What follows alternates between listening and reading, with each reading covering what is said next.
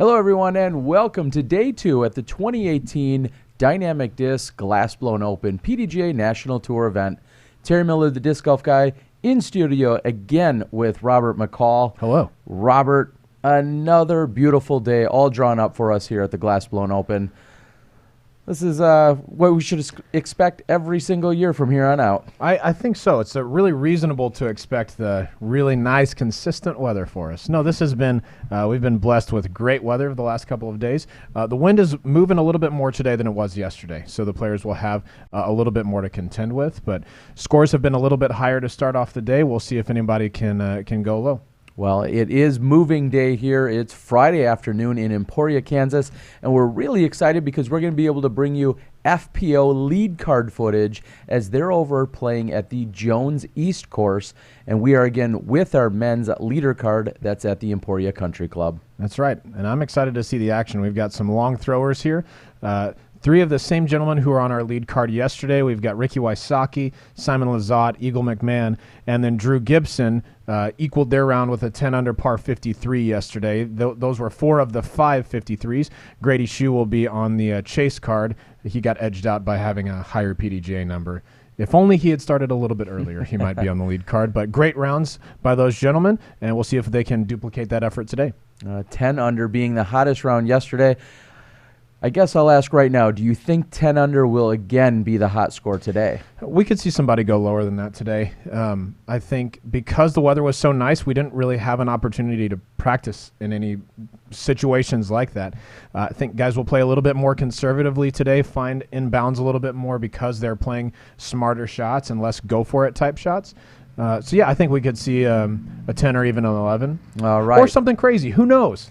Anything can happen. 18 is out there. In talking to Simon Lizotte last night, he said he heard he was the only person to play the entire round without a bogey. He would love to keep that going throughout this weekend, and we're going to get to them in just a moment. I think we're live on the tee on hole number 1. Again, bringing you action from Emporia Country Club along with Jones East with the FPO lead card.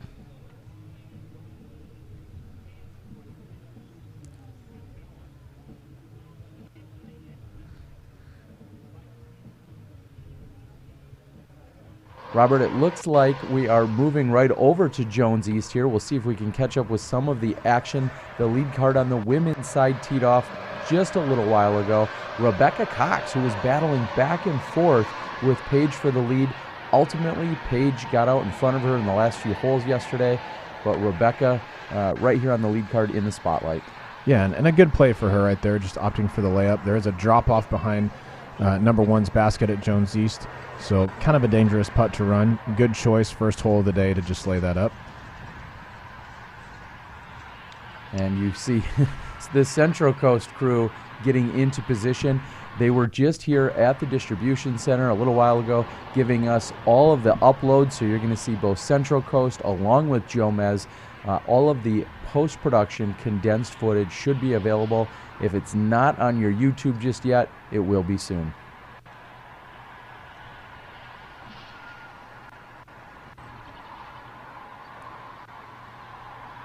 Lauren Butler seems to be pinched up behind the shed there on hole number 1. Do you have any idea what's in that shed? Honestly, no. All I know is I don't want to land behind it because that's a bad spot. Going to leave herself, I don't know, it looks like about 25 feet there, and we'll see Paige Pierce with her birdie bid from right around circle's edge, 30, 35 feet here.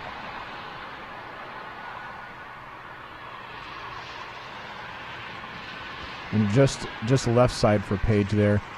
Again, there's a downslope behind the basket here. Not a putt you really want to be very aggressive with.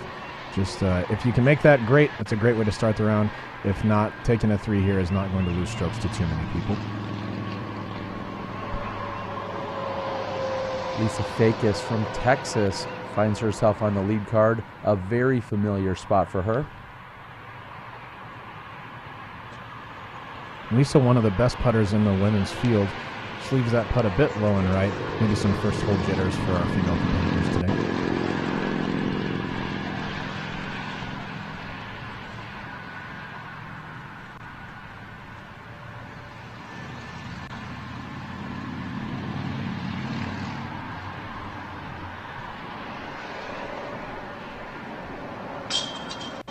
Solid putt.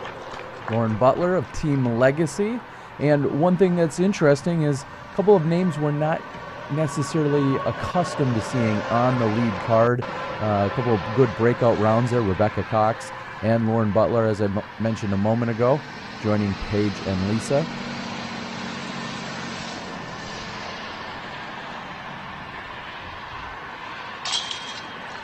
Solid comebacker. That's a solid par save. You really don't want to start off with a 4 here. 3's not going to lose strokes to too many people, but 4 certainly will.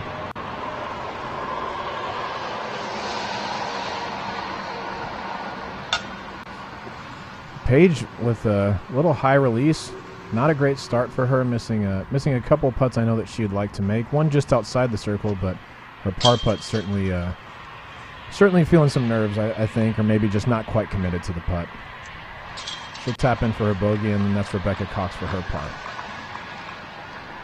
And we're going to move away from Jones East. It looks like we're seeing is that the trophy is being lifted, showing everyone off as to what we're playing for out here this weekend. Pretty impressive. That's right. The glassblown trophies are the namesake for this tournament. They were first created by a world-renowned glassblower, and so they've now become a tradition of the Glassblown Open, and the reason it's named what it is.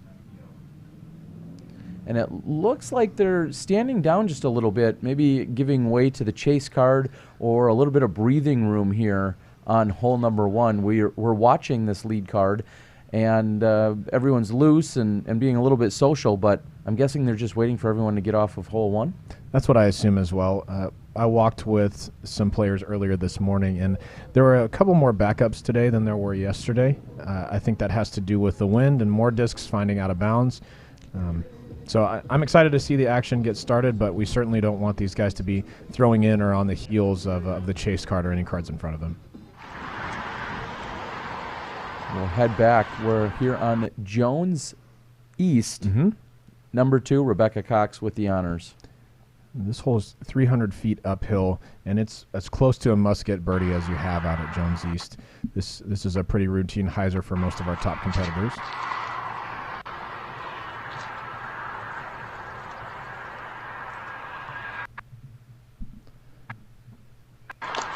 And Rebecca's drive from the matrix seems to have landed itself right around circle's edge. Not a bad drive.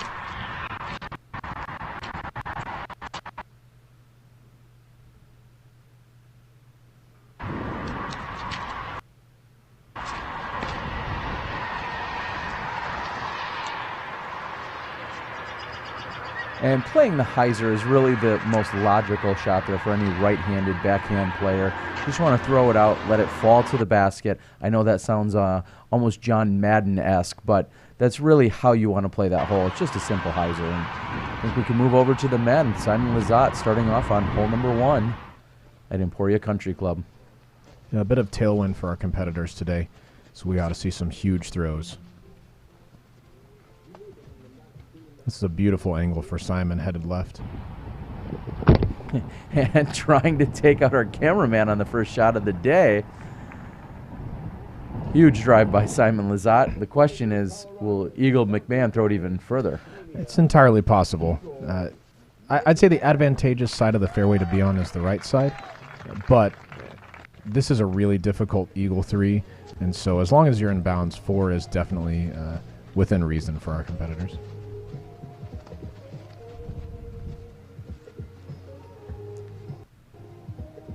Simon is lining up what looks like he's going to just play a very safe shot. Correction, that's Eagle.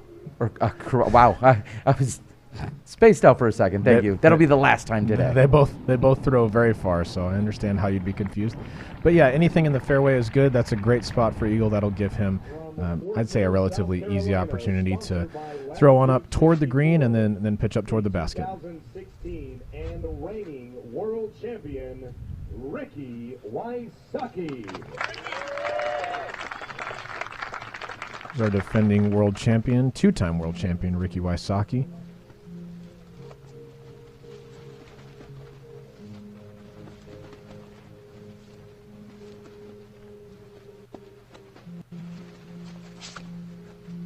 Ricky's opted for the safe hyzer as well, out over the most prominent tree on the right side of the fairway. And he skipped right into the middle. Players could opt to get aggressive from that lie, but for the most part, I think we'll see people just take a nice safe hyzer or a safe straight shot up toward the golf green. Gibson.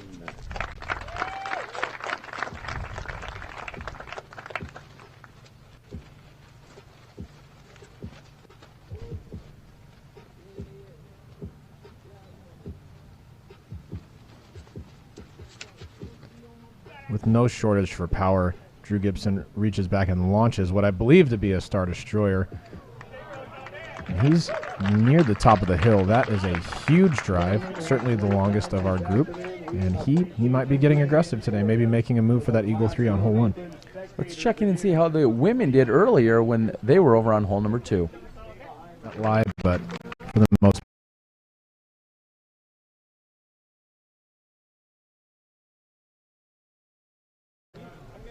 All right, guess we're going to come back to the women a little bit later.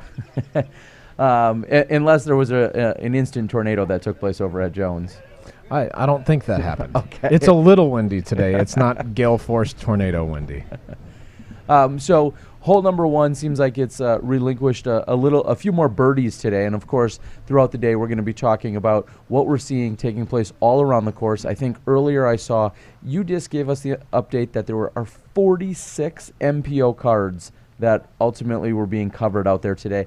They said it is the most they've ever had covered in a single round. So another big attendance accolade here for the GBO. What a putt by Lisa. Great hit for Lisa. I love the way that she putts. Her wrist is really fluid and she commits to every putt. Looks like that was from circle's edge, likely for her birdie too.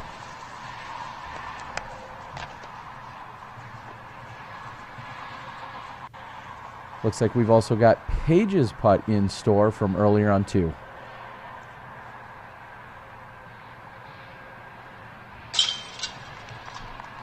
Live, but for the most part, I think we'll see people just take a nice safe hyzer or a safe straight shot up toward.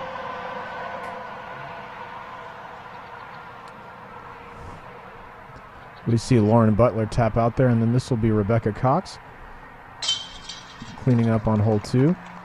Looks like that's for her par 3.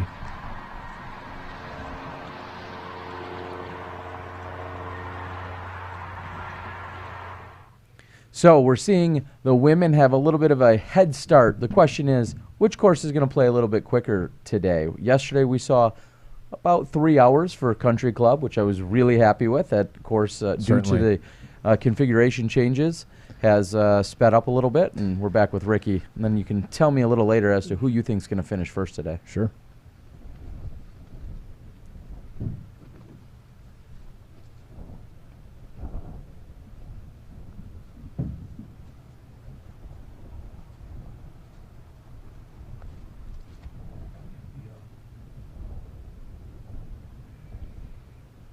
Ricky's opted for a safe hyzer out to the left side.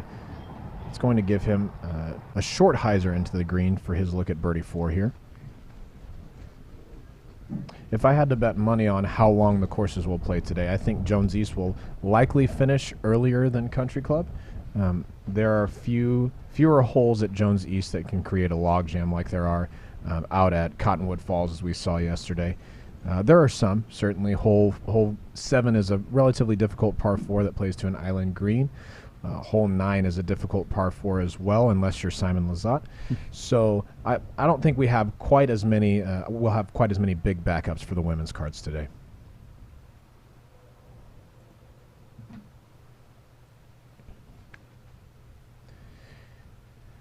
With the power that Eagle has, it's possible he could have attacked the green from there, but he opts for a safe hyzer as well.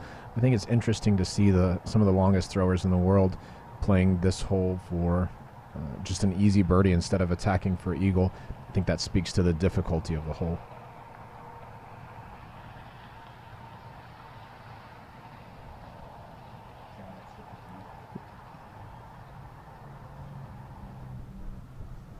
Simon throwing his second shot.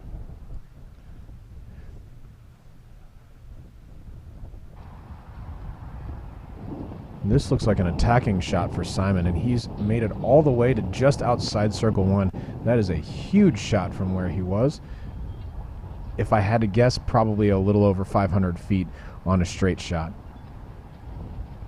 The slope of the fairway actually lends itself well to, once you get over it, discs want to just filter downhill and carry in the air quite a bit longer. So great use of that slope by Simon Lizotte.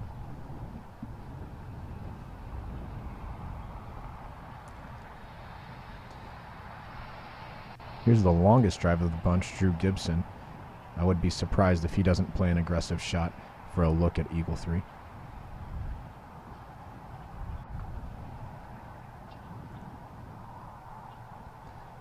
Gibson takes a towering hyzer out over the trees on the right. Looks like he's going to end up just in front of Simon Lizotte, right around the edge of circle 1. We'll have two really good looks at Eagle 3 on hole 1 at Country Club today. Well, in speaking of one, in referencing udisclive.com, I see that it is playing as the 17th most difficult, which I think, in other words, is the second most easy. Second easiest hole today. Okay. And I would agree with that. This is a hole that can be easily attacked. I think if you play for a 4 and aren't aggressive for a 3, a lot of people can achieve a 4 on this hole. Well, it's showing that 32% of the players have shot below par, 47% of the players have shot a par on this hole, par being 5, and 21% of the field have shot more than the par. So that's right. A really good, gentle bell curve there, so to speak. That's right, and this is one of only 3 holes playing under par on the day. Hole 1, hole 6, and hole 7 are our only holes playing under par. So this is certainly a birdie that our top competitors want to get. You want to take a guess what the highest score has been carded thus far today? Hole 1. Yes, on hole 1. Oh, double or triple. I mean, it could be worse if somebody finds OB a whole lot, but let's say 9. One better. 8. Okay. 8. Yeah. Not too bad. Yeah, the old snowman. We'll keep the names out of it. Doesn't matter. Great approach by Eagle there, just past the basket. That will likely secure his birdie 4.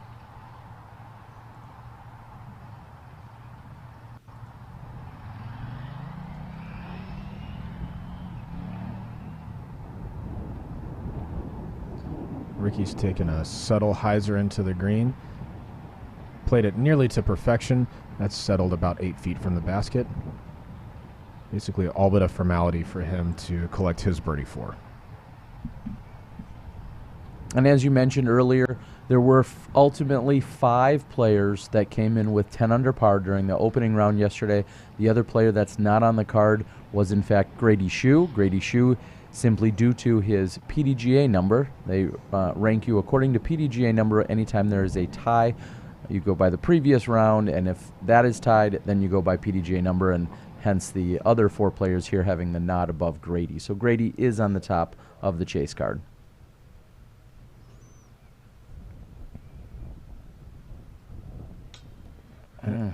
After a magnificent second shot, Simon leaves his putt just high off the band. He'll have to settle for birdie. I guess we don't have to settle for birdie too much, but that's a great second by Simon. Slightly disappointing for him to take a birdie here. Simon said last night in a wrap-up that he was excited because he knew his putter was off, and he knows by just sheer statistics it will probably be back on today. So we'll see. It looked like Drew Gibson didn't read the wind quite as well as he thought. Once he let that putter go, it dropped out of his hand, and it seemed like he looked up to see if the wind was in fact blowing the direction he thought it was. He'll likely settle for birdie as well. And it looks like Drew will still be out. He'll have a bit of a headwind putt, maybe 15, 18 feet.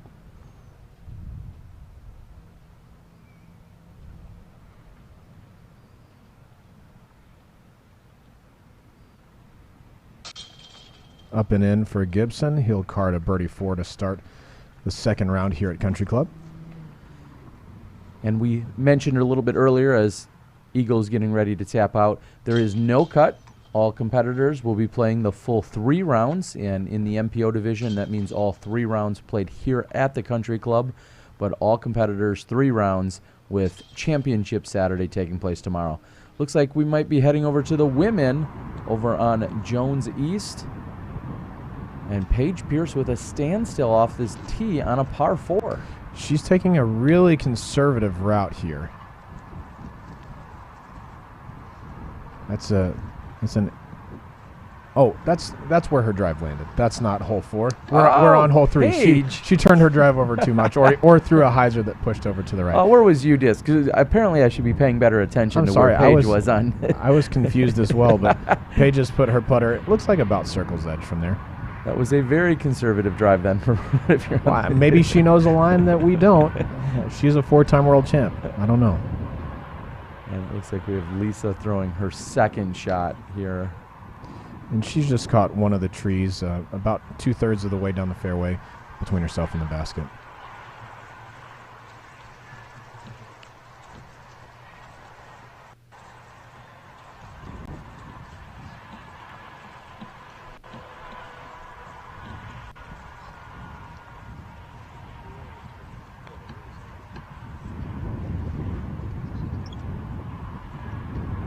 Looks as if Lauren Butler had the longest drive of the bunch. And as Lauren's about to throw her approach, we're going to cut back over and check in with Simon Lizotte on the tee.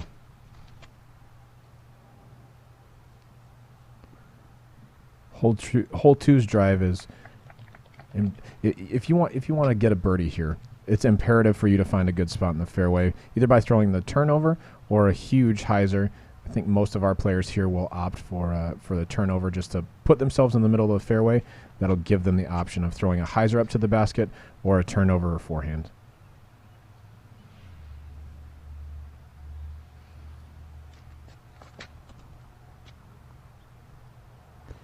Eagle's got some power behind this. This is a picture-perfect drive.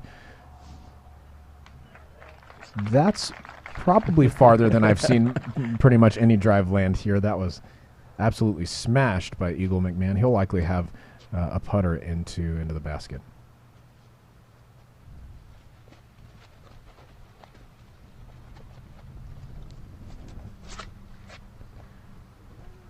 Ricky Wysocki's taking that same force over line, just waiting for his disc to move back to the left.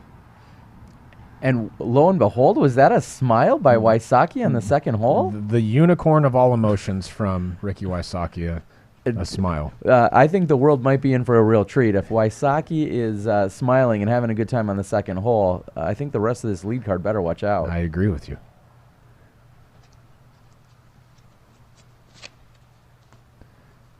And Drew's angle is excellent as long as it finishes to the left.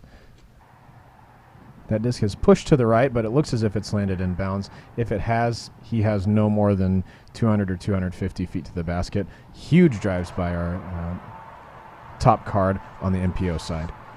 Switching over to Jones East, we have Rebecca Cox here. This is most likely her putt for birdie 3.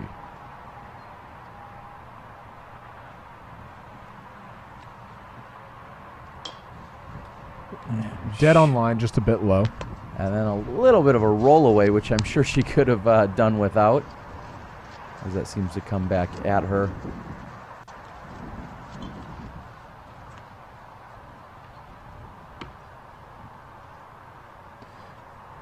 Based on Paige's approach angle, we don't know if her drive was in fact out of bounds or if it just landed near the out of bounds line. So this is most likely her putt for a birdie 3 or a par 4.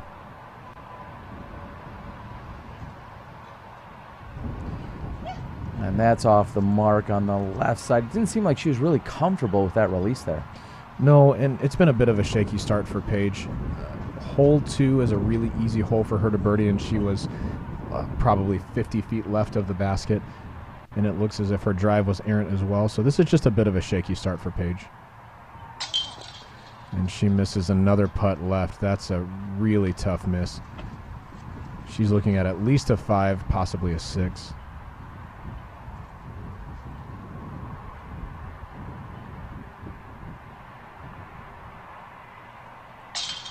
Rebecca Cox's putt is up and in for her par 4.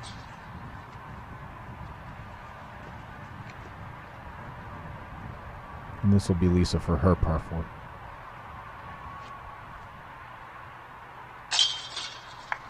And with authority right into the center of the chains. A moment ago on the men's side, we saw Ricky Wysocki approach from the cedar bush on the right side of the fairway. And now we're back here with Simon Lizotte, who's lining up his second shot.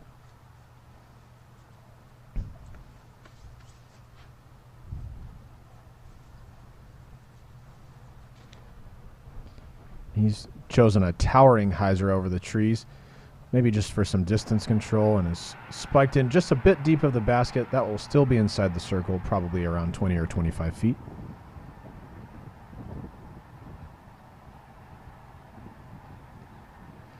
Drew's walking up the right side of the fairway here, so his disc probably hadn't finished quite as far left as he'd like, but as long as it's safe, I mean, this is far enough up the fairway that this should be a routine upshot for a look at birdie.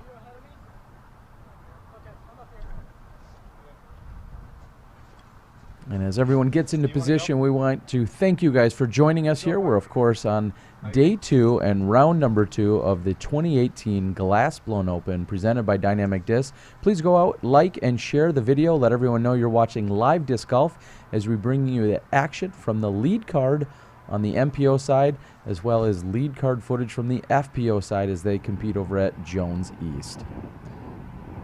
And that's probably one of the shortest approach shots that we'll see on the weekend. That was absolutely mashed drive by Gibson, and then Eagle matched that distance as well. This will be just a chip forehand for Eagle. If you haven't played at Country Club before, I'm not sure I can explain to you just how far up the hill these shots are. They probably cleared 550 feet. Just absolute crushes. And the standstill by McMahon to play the win. He goes deep of the basket. He's going to have a tester coming back at that one. Looks almost at circle's edge. That's an interesting stance too. Right foot forward, throwing a forehand. I haven't seen that a whole lot, but maybe that's just what he feels comfortable with. And for the second day in a row, Ricky's drive has found that cedar in the middle of the fairway. His approach didn't quite cover the entirety of the distance to the basket, so he'll just be kind of jump putting up for a par 4 here.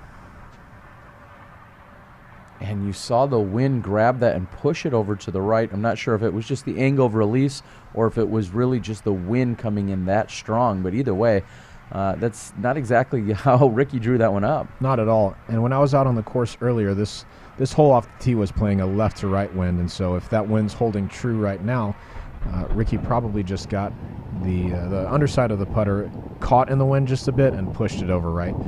Leave him approximately 18, 20 feet or so for him to convert on his par 4.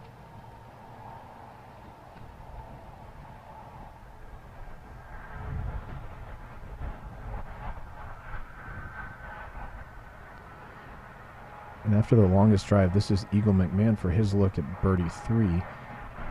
Just overcooked his upshot just a bit.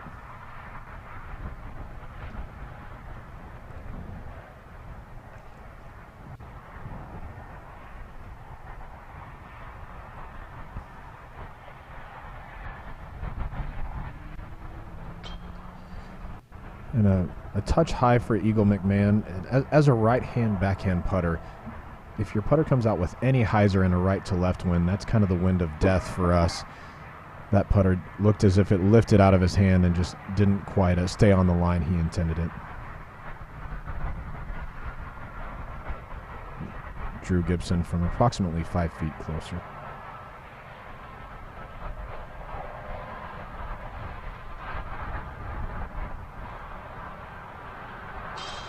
Drew's putt is low out of his hand.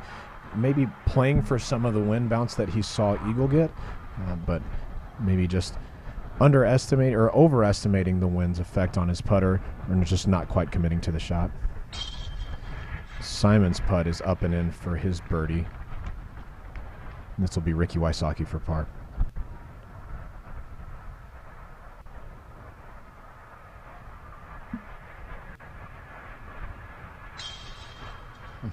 Low left side for Wysocki. He puts it in. And Eagle, yes, this is a short putt, but now you're starting to think about these short putts just a little bit. You've gone long, you've missed your opportunity, and he ends up making this one. But those are some of the things that you want to be take out of. I don't know what I'm talking about. No, I understand what you mean. I'm getting confused just talking about it. Misses like that can add to your mental fatigue during the round because now you're having to use more focus on a short putt for par than you. Maybe you could have saved that for later in the round for a birdie putt or a big drive or something like that. Little shots like that can take a toll on your overall focus during the round. I'm going to try and get focused myself as we're over here back with the women. And it looks like Rebecca Cox is going to be lining up her next shot as they are on hole number 4, the par 4, 562 feet. Rebecca's going to be throwing from the drop zone. That means her disc ended up out of bounds off the tee. The drop zone is no gimme to get your par 4 here. This is a pretty long shot up to the basket. I'd call it probably around, I don't know, 340 to 350, just straight forward. She's opted for new disc from Latitude 64, the Explorer, and she's played that shot extremely well. It looks as if she's inside the circle, but probably a bit shorter than she can tell from the tee box. She'll still have a bit of work to clean up for par 4. And as they move down the fairway, let's take a look at the scores thus far. Rebecca Cox is sitting at even through 3 holes, although she looks like to be struggling on hole number 4, but Rebecca is 4 down overall. Paige Pierce sits at 3 down as we see her at +2 for the round. Lisa Fakis sits at 1 down, tied with Lauren Butler and Emily Beach. Anything you can tell us about any of our top few players? Lauren Butler, Emily Beach, Andrea Eads, some of the top names that we maybe don't see week in and week out? Sure, I love getting to see new players in the women's field because we have so many of the same competitors on the lead card all the time. I'm excited that we get to see some new faces. You know, we see Lauren Butler. I believe she's sponsored by Legacy, if I remember correctly. Emily Beach up there. We've seen Jessica Weiss on tour quite a bit. But then we've got Andrea Eads, who is a relatively local player for the most part. And just good to see some new names up there, some talented players for sure. We see Simon, I believe he was trying to take a big hyzer out over the cart path there and just missed it entirely, clipped some branches and fell straight down. That's going to be a difficult look for an up and down for his 3.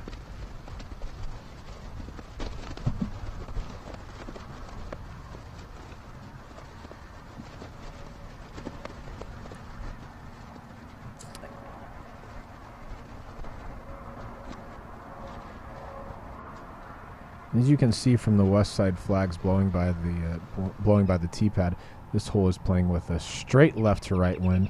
Assuming our competitors don't get the leading edge of their disc over to the left, that can help that forehand hyzer all the way down to the basket.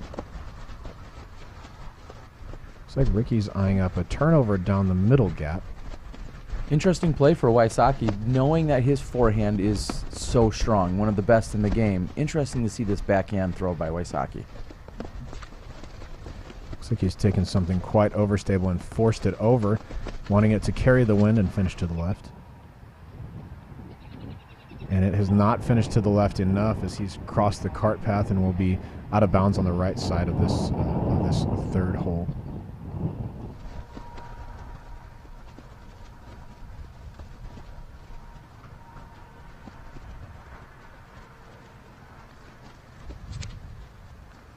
Drew Gibson taking the power hyzer to the right, out and around. We see it. It's a matter of when will it come down. And that is short by Gibson. He's going to have a long look. Not really even a look at the birdie. And as these guys move down the fairway, let's take a look at the MPO scores.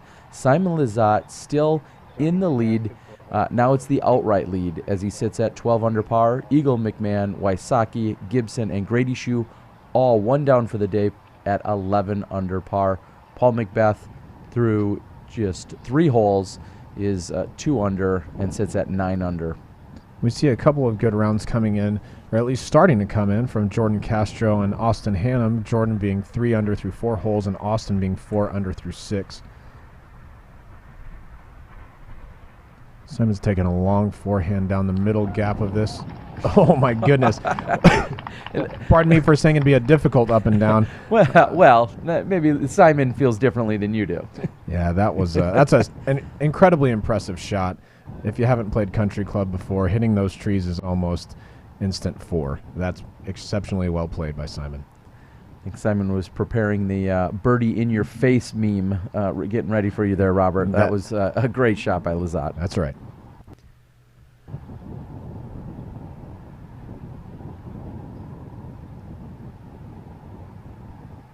We see a nice-looking gallery coming down the fairway again. And yesterday, the PDGA talked about it. Bobby Brown, Cool Daddy Slick Breeze spoke of it. One of the best galleries we've ever seen for a Thursday out here on the opening round at the Glassblown Open.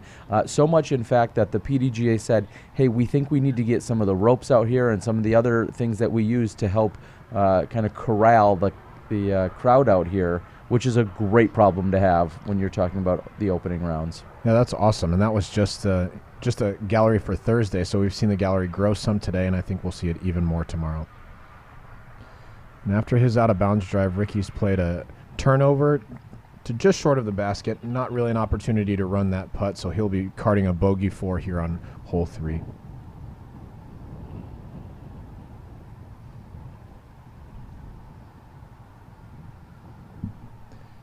Gibson's played just a layup jump putt.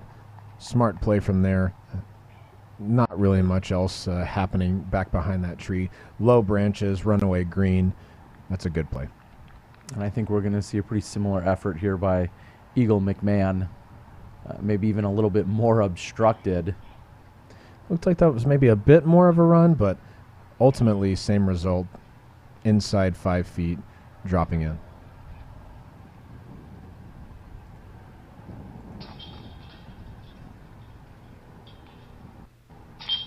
Simon with honestly a spectacular up and down for his par. Drew will tap in his par. Simon already has done the same. This will be eagle for his par, and Ricky will have to settle for the lone bogey. Good save on that one. Thank you. All right, let's check in. We're here. We're in the booth. We're at the Dynamic Disc Distribution Center in Emporia, Kansas. Terry Miller, the disc golf guy, along with Robert McCall. Thank you, everyone, for tuning in, for joining us today. We hope that things are looking good for you. We hope that all the audio and the action at both of the courses looks great on your YouTubes. Please go out, like, share, comment, play along with us here in the chat board. We're enjoying the action. A beautiful day in Emporia. That's right, and we just want to apologize in advance. We didn't coordinate our shirts quite as well today. I know that's come to be the industry standard for booth commentary, but maybe we'll figure something out for tomorrow. I think we're setting and resetting those standards is what we're trying to do here. I'd like to think of us as pioneers. Yes, exactly. Again, second day out of 3 here at the Glassblown Open, 1,600 plus in attendance this week for this PDGA National Tour and the A tier that's taking place. Flex Start C tiers, tournaments, bonfires, everything, mechanical bulls. There was a mechanical bull ridden by some fairly well-known people around here. We had our very own media director, Bobby Brown, on the mechanical bull. We had CEO and owner of Dynamic Discs, Jeremy Rusko, on the mechanical bull. 2-time and defending world champion Ricky Wysocki on the mechanical bull. It was quite an evening at Bourbon Cowboy last night. And if one might ask, where could some of that footage be seen? Those are exclusives. If you're a Patreon supporter of SmashBoxxTV, you may be allowed to see some of that content. So look for that over on patreon.com/SmashBoxxTV. We're back with Simon Lizotte on the tee. Simon's opted for the wide hyzer over the OB fairway. He's played it extremely well. He'll be inside the circle, putting up at the basket. The predominant wind on this hole is a headwind, but there is a slight bit of left to right if the wind is holding true from earlier.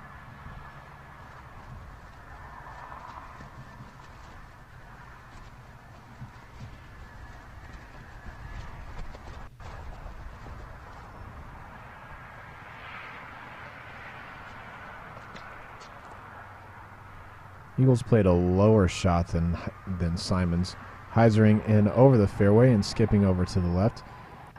Similar shot, not quite as close to the basket, but safe on this hole is going to give you an opportunity at a birdie too.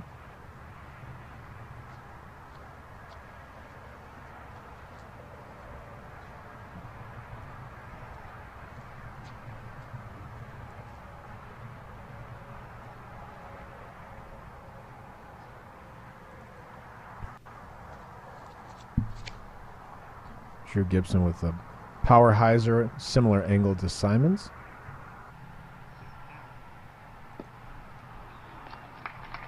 And that's the best result of the bunch so far. That's going to land 15 feet short of the basket. Beautifully played.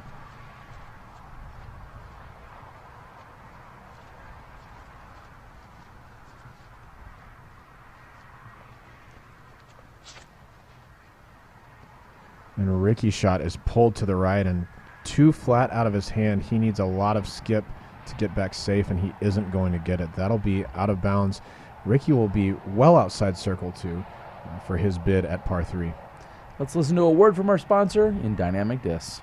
The Captain is the newest understable distance driver in the Dynamic Discs lineup. Fitting right between the Sheriff and the Freedom, this disc is going to be great for those long tailwind shots, hyzer flips, and beginning players looking to step up into that distance driver category. Looking at the numbers, the Captain is a speed 13, glide 5, turn of -2, and a fade of 2. So you're going to get a very nice hyzer flip out of this and a long turn over to the right. If you find yourself on the course needing maximum distance, the Captain is the one you're going to be grabbing over and over and over again. Here in Emporia, we don't have a lot of obstacles on our courses, so it can seem like having a big forehand wouldn't be necessary, yet a lot of pros seem to really rely on theirs. Why is that? That's so they can always throw a hyzer. Throwing a hyzer and keeping the disc on the same angle the whole time is going to be a lot more accurate and net lower scores overall. Stay tuned for more tips here at the 2018 Glass Blown Open. Is there anything you don't do? I throw the Frisbees. You sure do. You and Danny working hard as to why a forehand should be thrown. Is that what we're hearing? That's right. And I wouldn't say I have a dominant forehand, but for that video, it only took 3 takes to get one that landed in bounds. the magic of editing out there. That's right. That's right. All right, we're back with the action. We've got Ricky Wysocki after going OB. Into a straight headwind, slightly nose up putt to just make sure he carries the distance to the basket. I'd call it a friendly kiss off the tree. He's under the basket for his bogey 4. Even with that fortunate break, he will not be happy with the results on this hole.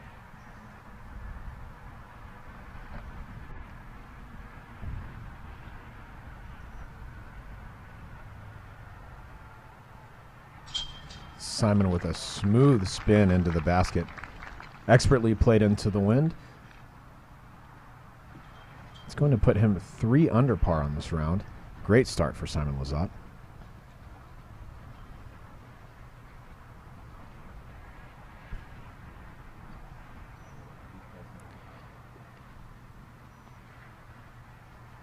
Eagle McMahon looks to be about 22, maybe 25 feet.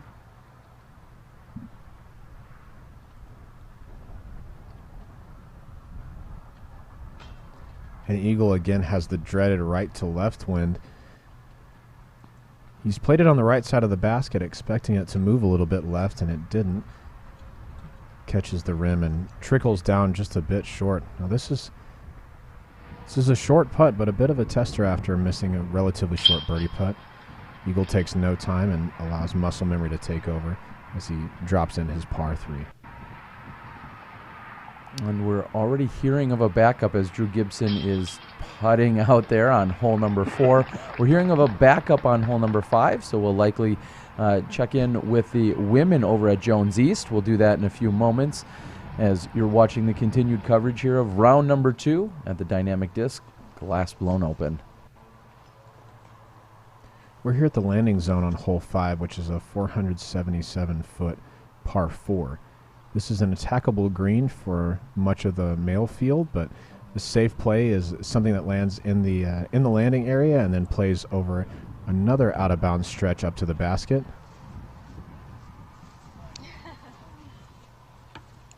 It's like a clean approach to the green, but that may have just finished a bit more right than she had intended.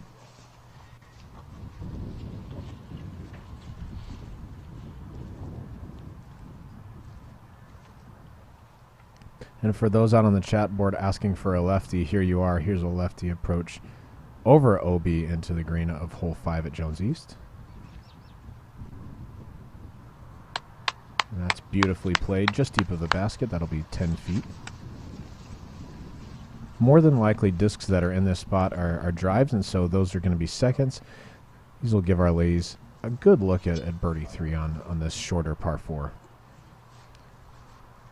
Looks like we have our 2012 Women's World Champion Sarah Hokum lining up her forehand.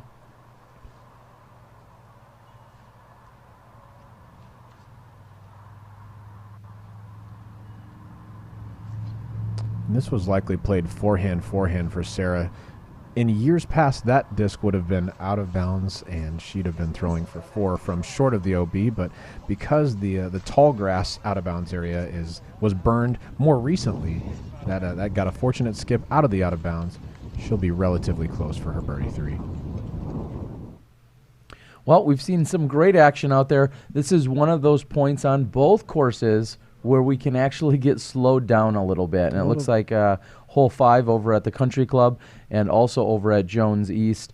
Talk a little bit about pace of play. How do our competitors at any level of tournament, what are some of the things you might deal with when you're thinking about pace of play out there? Man, it's tough when you have backups, just because it's easy to get in a rhythm. You know, disc golf is a momentum-based sport, and when you're in a good state of mind, it's really nice to just get to play and kind of stay on that streak.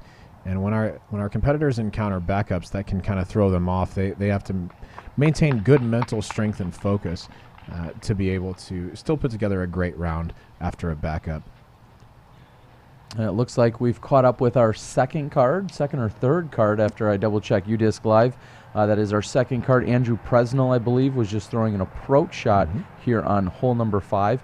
And as they're also continuing to walk down the fairway, we'll quickly take a look at the scoreboard that we're seeing. Simon Lizotte sits at that 13 under, all alone in the lead at the moment. Drew Gibson at -12. Eagle and Grady Shue both sit at -11. Macbeth, who is 3 down through 4 holes, keeping up with Lizotte's pace at the moment. And then Jordan Castro, who is 4 down through 5 holes, has tied up with Paul Macbeth, and he sits in a tie for 5th. They both do. And Wysocki's slow start has put him into a tie for 7th at the moment at 9 under par. Austin Hannum and Andrew Presnell and Nate Doss following closely behind all of those gentlemen. We've got a bit of a shift in the top on the women's side right now. Paige Pierce has retaken the lead after Rebecca Cox took a 5 on hole 4. We saw that her drive had in fact ended up out of bounds, and so she played from the drop zone.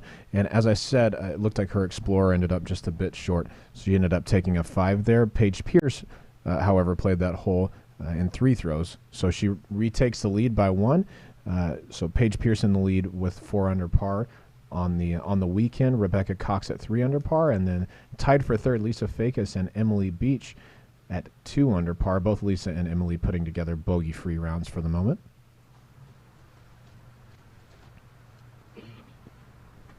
And we're back with Simon Lizotte here on hole number 5, the par 4, 681 feet, 208 meters. This hole is playing as the 4th handicap on the course, playing it a little over a third of a stroke over par. I think it's the most difficult par 4 on the course, especially as it pertains to big numbers. It's usually really difficult unless you can do something like Simon just did, which was crush it all the way down the fairway to right next to the first tree in the fairway. He will likely have a pretty easy look at his birdie 3.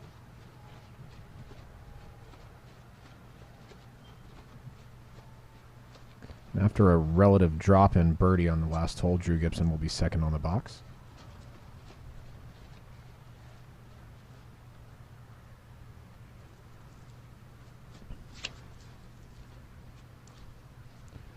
Drew has turned his drive a lot. He needs this to finish out.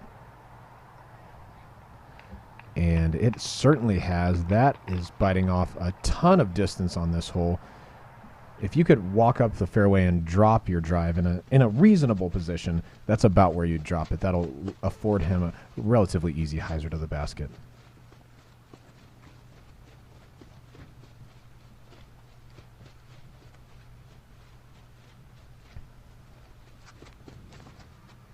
And with a tailwind and slight right to left, Eagle McMahon has opted to play the forehand just to make sure that his disc stays safe. Because we do have that right to left wind, it'll be slightly easier hyzer out over the OB cart path on the right. And last to tee will be Ricky Wysocki after taking a bogey 4.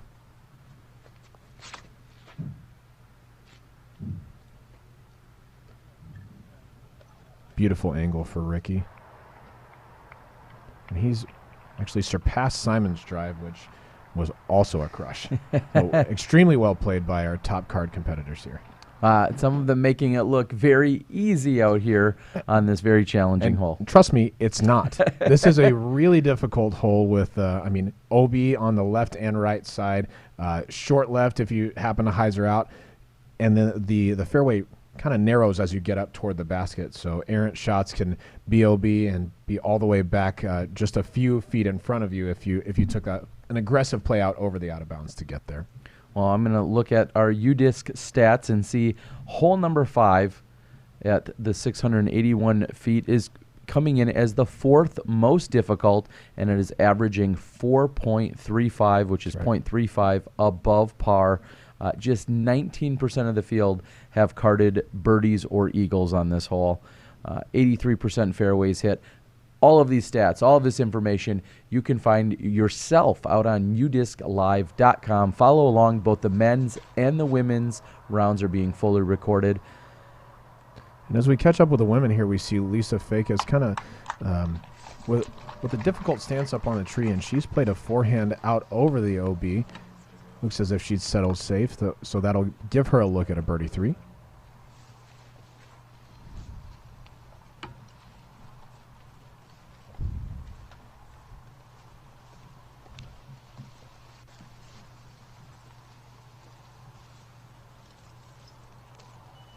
Lauren Butler getting into position here. We also, on another screen, see Eagle McMahon doing the same.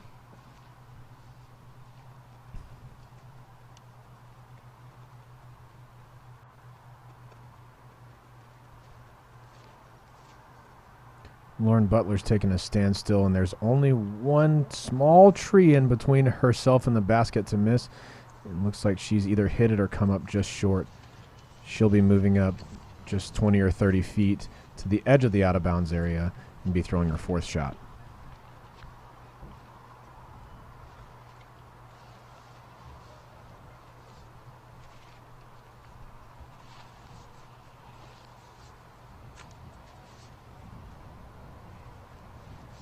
Rebecca Cox throwing next.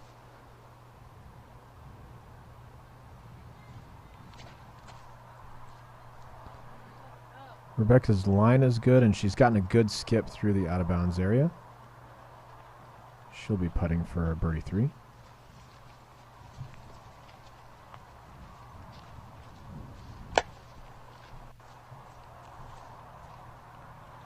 We're going to go back over, and we're going to check in with Simon Lizotte as he throws his approach shot and puts it within 10 feet of the pin. Yeah, not a bad shot at all. He skipped up a bit short, but you'd rather do that than long, because the fairway is actually narrower past the basket than it is short of the basket.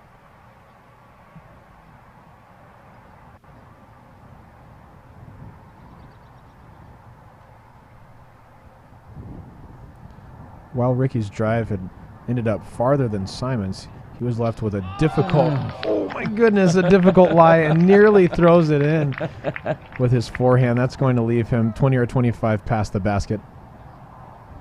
I would put real money on that. That's the only 2 on this hole all weekend. That'd be an incredible eagle to get.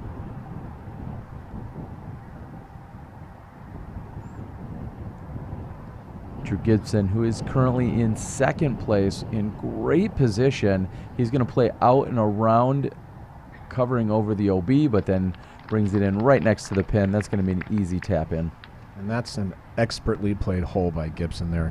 Huge drive that gives him a relatively simple hyzer.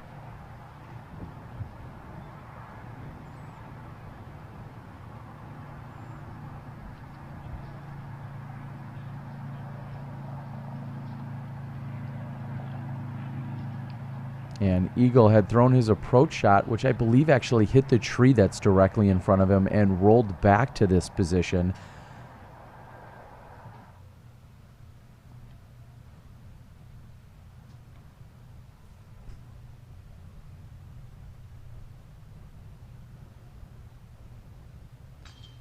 Oh, and 45 feet uphill with a bit of wind and branches in his face. Eagle just chains out left. Great bid from him.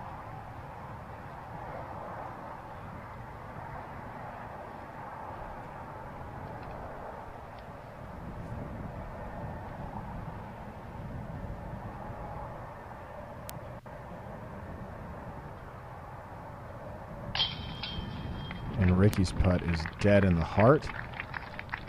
Would have been a nice 2, but 3 is always good on this hole. As we said, this hole is playing as the 4th most difficult hole on the course this weekend.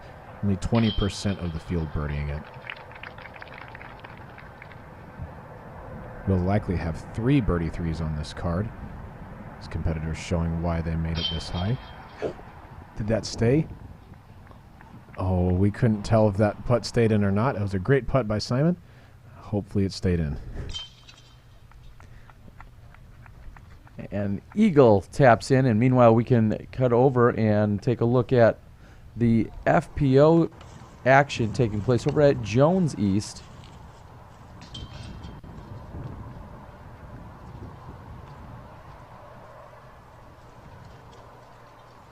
And we'll get there we go. We're back.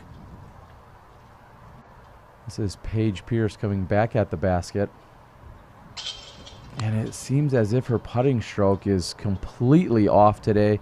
Either her stroke or something not feeling good, or something with her mental state of mind. But we've seen a lot of errors by Paige Pierce early here in the early goings of round number 2.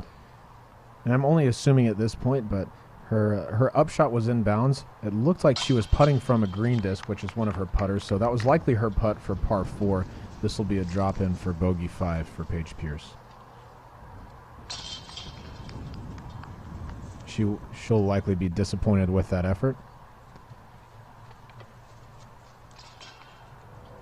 Lisa's going to drop in for what looks like a birdie 3.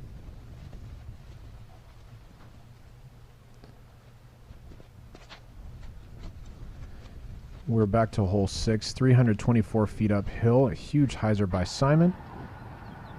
Skipped up behind the basket, approximately 28 feet away.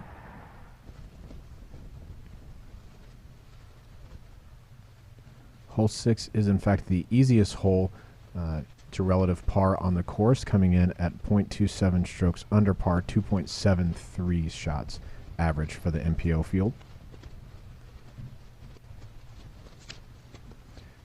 Drew Gibson takes a huge hyzer, extremely high. He's finished a bit left, but sat down relatively close, approximately 25 feet.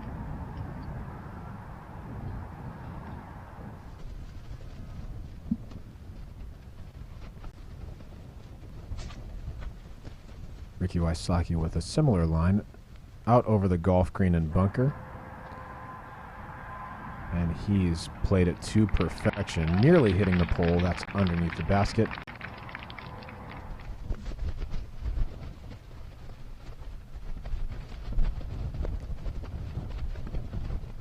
Eagle McMahon sits at 11 under par and a tie for 3rd right now here on hole number 6.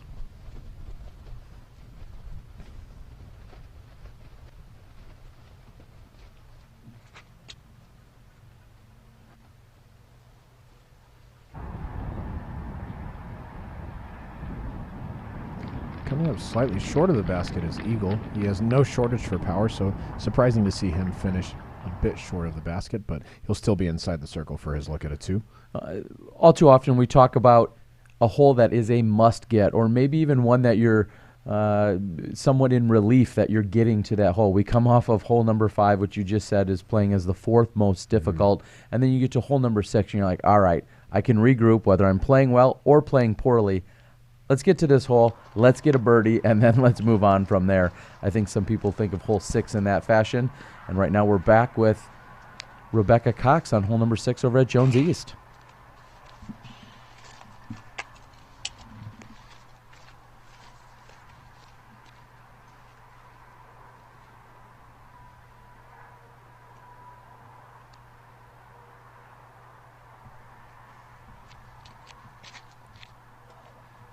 Rebecca's taken kind of a low turnover line with something relatively stable. It's an interesting play, as anything out of bounds, it's really easy to cut and roll out of bounds, or even just fade out of bounds there to the what used to be the tall grass on the left before it was burned down. And for those that are familiar with Jones East, this is a slightly different tee pad than we're used to seeing. Is that correct? This is a shorter tee than what we've seen in years past? Same tee pad, shorter basket here. Thank you for the clarification. Yes, That's sir. Paige Pierce. Let's head over and check in with Simon. And it looks like Simon is waiting as maybe somebody from the gallery needs to stop their motion. Paige's drive, by the way, a moment ago had gone out of bounds. We saw the red flag come up for her.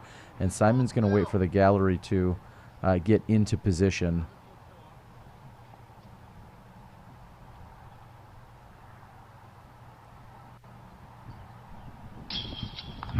And Simon's putter is absolutely on, as he's thrown that through a bit of a headwind and a slight left to right wind. Carded his 5th birdie of the round. Great start by Simon.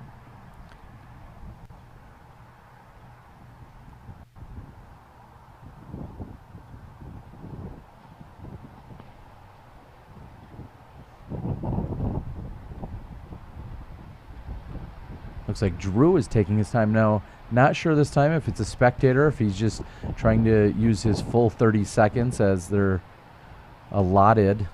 Not sure if he's waiting for the wind to possibly die or if there is a spectator that was moving in his line of vision.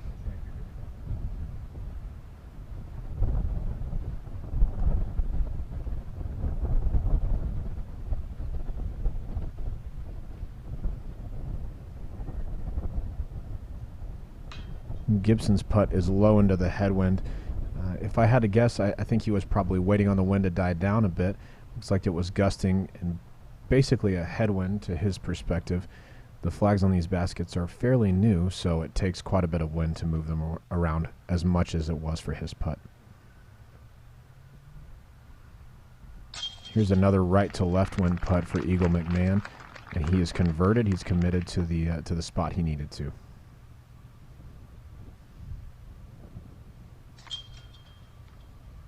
And the park job there by Ricky Wysocki. Ricky Wysocki, another smile as he nods to the crowd. That's also, I think, he's got his raptor legs, but Ricky also has kind of the nod to the crowd, whether there's an applause or not. And it's one of my favorite things in disc golf. Absolutely. I mean, when you're so accustomed to thanking people for cheering for you that you just do it after every hole, you just make it a habit. Turns out I don't have that habit. No, I or putt that out. problem. Yeah, I putt out and then just look around and there's no one following my card. How strange. As you're on your quest for 1,000 that gets talked That's right. about, let's also quickly talk about Disc Golf Answer Man. We know that you and Bobby Brown, Eric McCabe here at Dynamic Disc putting out a podcast weekly along with additional content. Where should everyone go? What can they expect if they're logging in and listening to Disc Golf Answer Man podcast? Absolutely. You can find us at discgolfanswerman.com or anywhere where you listen to your favorite podcast, iTunes, Stitcher. We are on Amazon Music. We're on Spotify. We're all over the place. Of course you are. And if you want to tune in, a lot of our content on our shows is talking about current events here at Dynamic Discs and throughout the world of disc golf, but we also take your disc golf questions. And so if you have something that you're wondering about, you can ask 3 people with, I'd say, varied experience in disc golf is probably a good way to put it. Bobby Brown is a fairly recreational disc golfer and the media director of Dynamic Discs. Just right side for Lauren Butler right there. You hate to see her miss that, but a little wind out there today. Eric McCabe is obviously the 2010 world champion. And then I've been playing for, I guess, about 10 years now. I've won a few tournaments, nothing like the magnitude of Eric McCabe, but I just like hanging out with those guys and playing disc golf. Well, Eric McCabe with a great opening round yesterday. I was just about to check in with the scores to see where we can find Eric McCabe now. It looks like he's moved down just a few spots, but he is sitting overall at 8 under par. He's at +1 for the day. He's had a double bogey and a single birdie, and we'll keep an eye on him as he's in that top 10 right now here at during the second round at the Glass Blunt Open. We've caught up to the chase card here. This is Grady Shue. So he'll likely be putting for his birdie 3.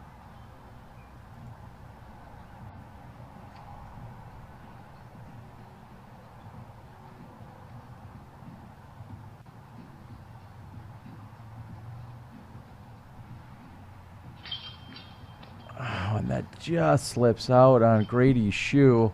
He had to pause, as did we for a moment, because it looked like that one was going to stay in, and somehow it comes out on the right side. This is Andrew Presnell.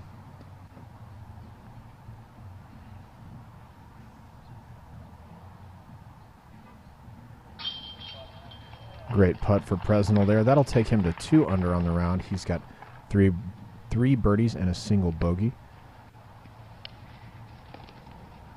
Shoes had a bit of a difficult, maybe not a difficult start, just a slow start. Only 1 under par through the opening 6 holes.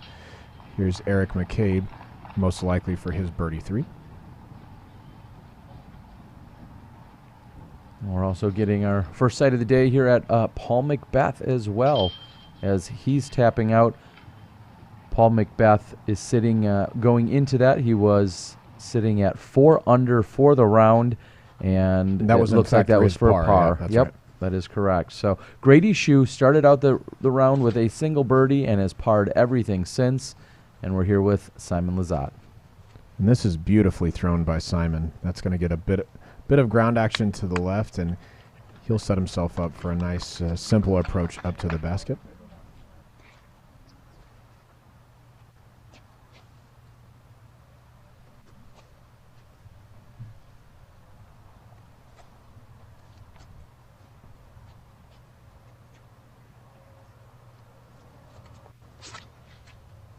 What are the players trying to do here as we're watching Ricky Wysocki have his leak a little bit left, not quite all the way to the OB line, but what are they trying to accomplish here with this tee shot?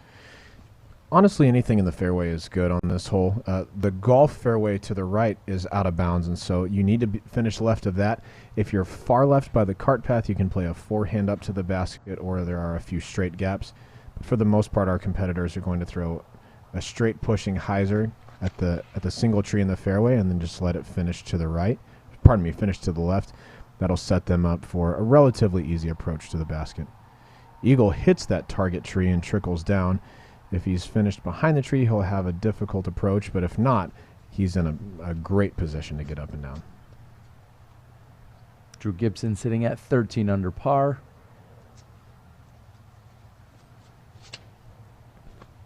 Drew takes more of a hyzer flip down the middle, and he has absolutely mashed this. He'll have little more than putter up to the basket for his look at birdie 3.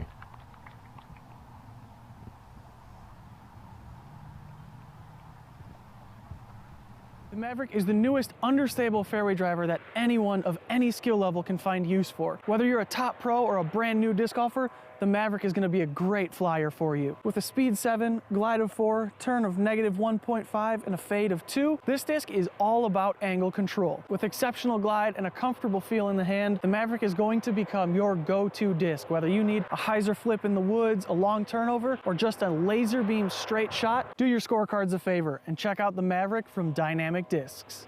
Here in Emporia, the pros throw far, and one of the biggest things that helps them throw far is a big reach back. Every time they throw, they turn their shoulders all the way away from the target and reach the disc way behind them.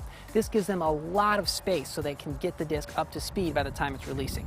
If you're struggling with distance, try adding just a little bit bigger reach back. Stay tuned for more tips here at the 2018 Glass Blown Open. Welcome back, everyone. Terry Miller, the Disc Golf Guy, along with Robert McCall here at the Dynamic Disc Distribution Center in Emporia, Kansas. We're seeing everyone as they're moving down the fairways. It's great when we have the option to have so many different cameras out on the course. This is the most we've had out on the course during the year. And lo and behold, all of them include people walking around right now. So a break from a little bit of the action. It looks like now Eagle has settled in, and we're going to get back to it.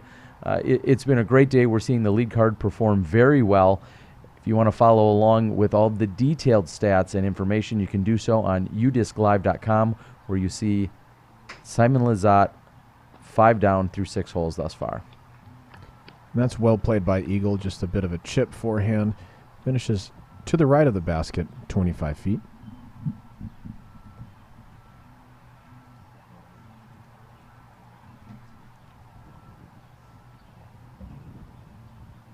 Wysocki to be throwing his approach shot here in a moment as he sits at 11 under par through 6 holes and a tie for 5th.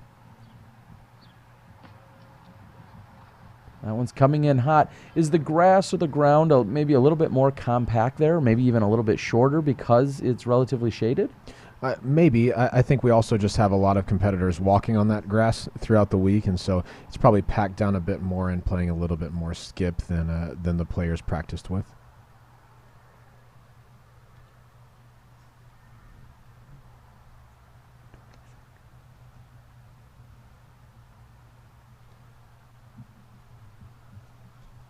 And a routine standstill there by Lizotte. Plays the skip right up next to the pin.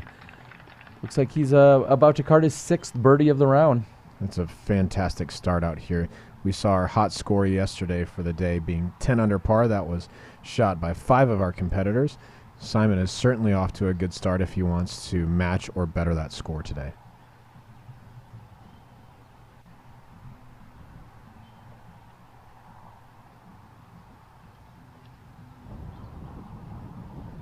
Drew's upshot is a bit long, but catches a tree and sits down. That should be 18 feet for his birdie. And they're going to move up the fairway. Let's take a quick look at the overall MPO scores again. Simon Lizotte, 15 under par. He's about to go to 16 under par. And still, Drew Gibson, if he converts, will remain 2 behind him. Eagle McMahon at 12. Jordan at 12. As he's climbing up that leaderboard, he's moved up 6 positions today for Jordan Castro. Ricky Wysocki, Paul McBeth, and Grady Shue all at 11 under par.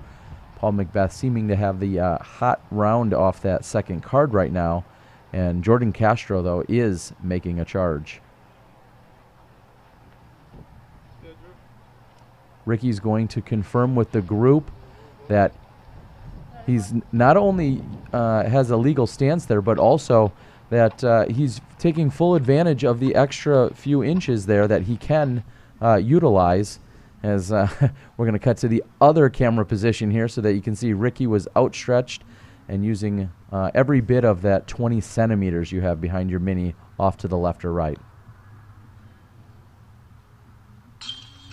And Ricky converts from a pretty deep straddle. If you haven't spent a whole lot of time straddle putting and your typical stance is a straight-on stance, your first couple of straddle putts for the day can feel a little bit foreign. I'm sure Ricky warmed his up plenty, but that's a great conversion for him around the tree by the basket. The Eagle McMahon follows suit from a less obstructed stance.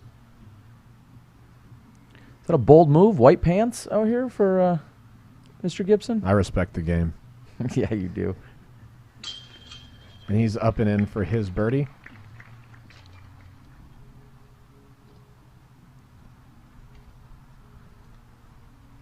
And I don't want to jinx Simon, so I won't. But that's an all-star birdie here on hole 7. We've got one Simon Lizotte off to a hot start, 6 under through our first 7 holes.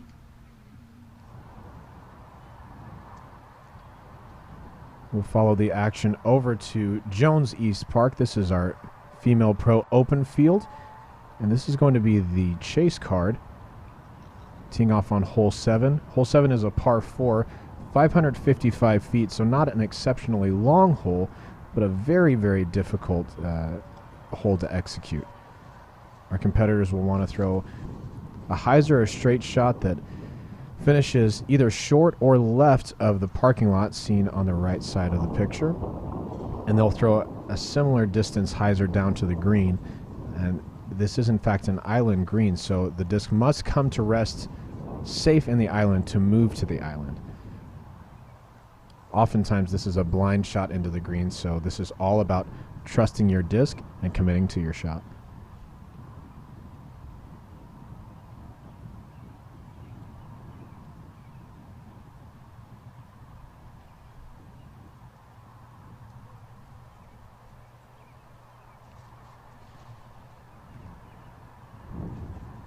Here's one of those blind hyzers into the green, and we'll have to see where that's settled in just a moment.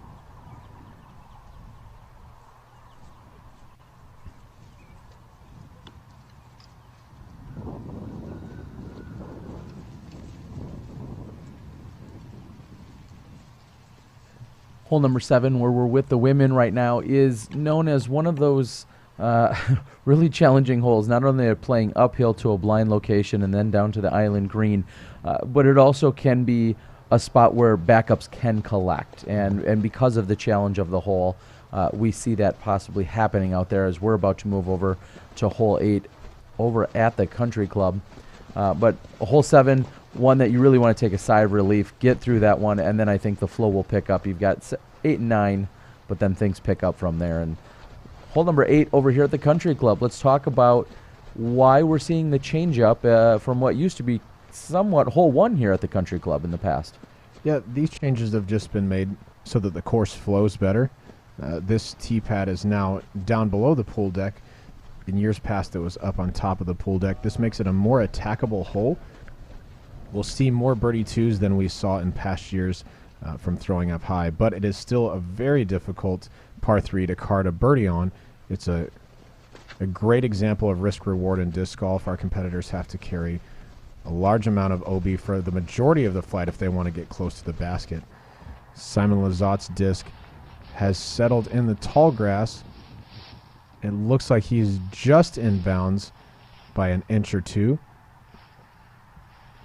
It's hard to tell from here with the grass and the leaves being painted.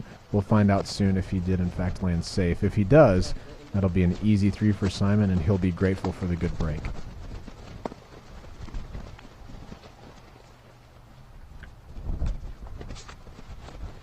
Ricky Wysocki's taken more of a straight hyzer down the middle, not wanting to push the tree on the right.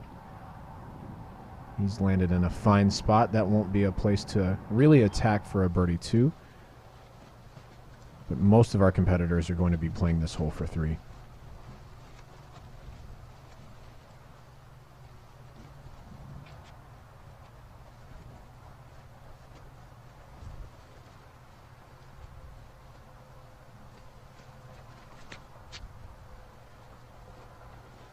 Eagle with a tall, wide hyzer finishing toward the middle of the fairway. And that's well executed. He'll be approximately 70 feet from the basket.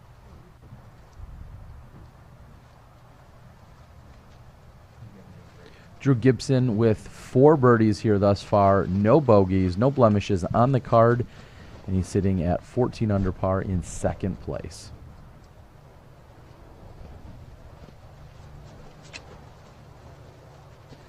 Drew's just takes a bit of an odd air bounce right out of his hand, but it's covering the distance, and it has finished out of bounds. He'll be taking his 3rd shot with a penalty stroke from quite a ways farther back down the fairway. Let's take a listen to a word from our sponsors. At the GBO, we've got a lot of wind, and it can be hard to know how to change your disc selection to match that. So here's some tips. In a headwind, you want to throw a faster, more overstable disc, because relative to the wind, your disc is going to be flying faster. But in a tailwind, you need to throw a less stable, slower disc. That way your disc will match the wind speed and you're going to get a longer flight. Stay tuned for more tips here at the Glass Blown Open.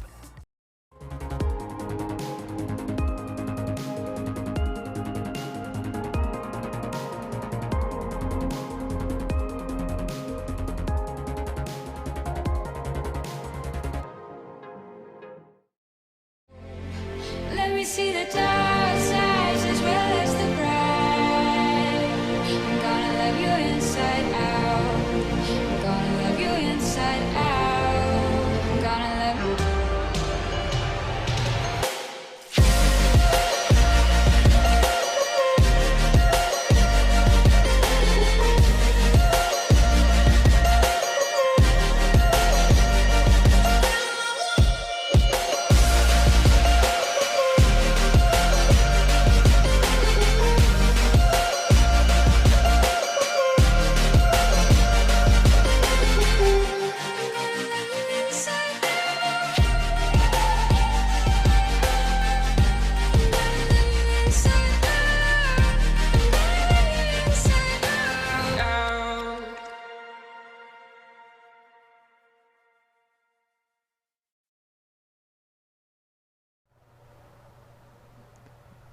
And we are back with the action. Steve Hill's trying to get in on that, taking a look at whether or not we're in bounds Stu Mullenberg also there from the flight record, taking some photos.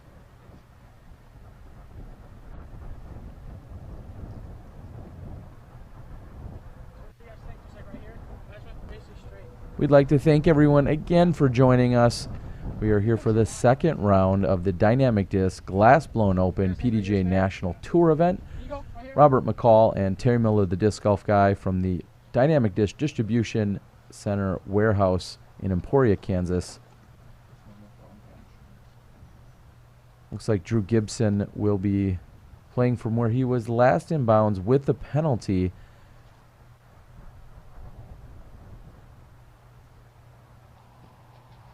Well played by Drew to 12 feet past the basket.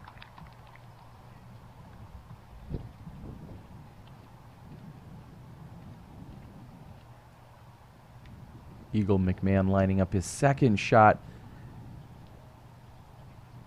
And that looked like it almost went in. However, I think these guys are pretty much from that distance, just trying to put it close. You talked about it a little bit earlier. This is a hole where a 3 is perfectly fine. It's easy to take a 4, but you're not going to see too many 2s. So walking away with a 3, there's nothing wrong with that. Ricky Wysocki's played a nice safe turnover toward the basket, 15 feet long.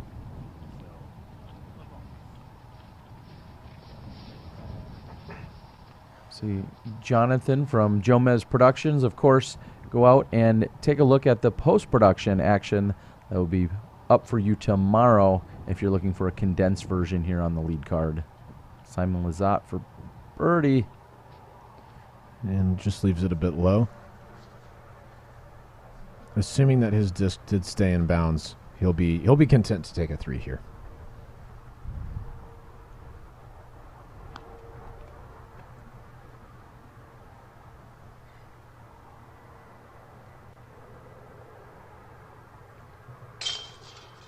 Ricky's par putt is good.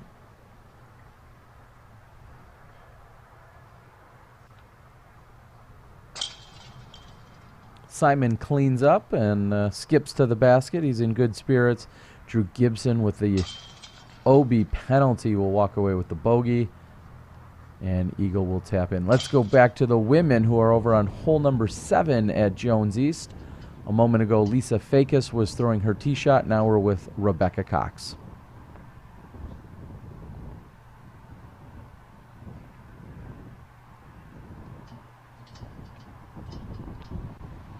Rebecca, also a recent addition to the Latitude 64 team. Is that correct, Robert?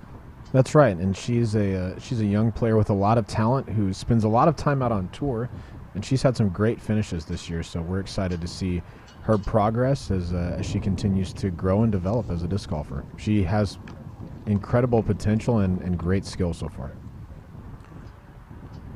I believe with a home base out of Ohio, maybe even the Cincinnati area specifically. Yeah, that's correct. Rebecca and her dad, both very active players out on the disc golf tour.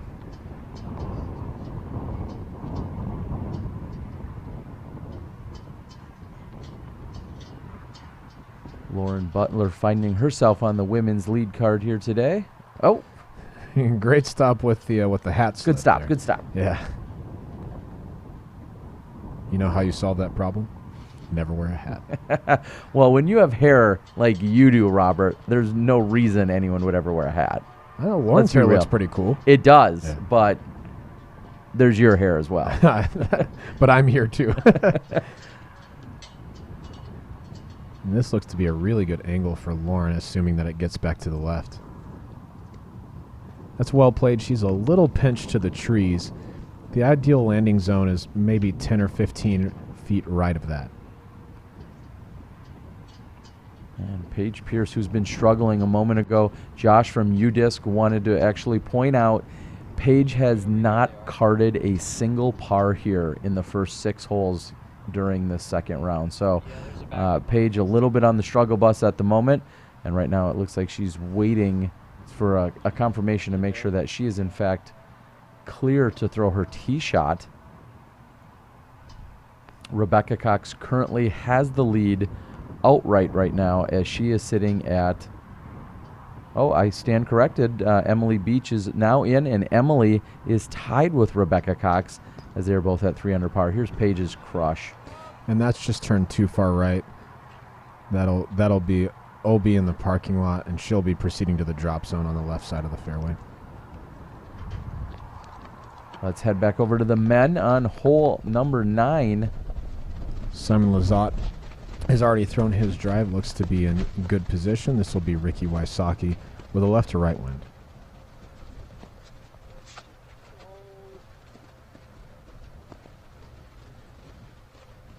Ricky's drive catches a tree on the right side and ends up out of bounds. He'll be throwing his third shot with a penalty stroke from not too far up the fairway.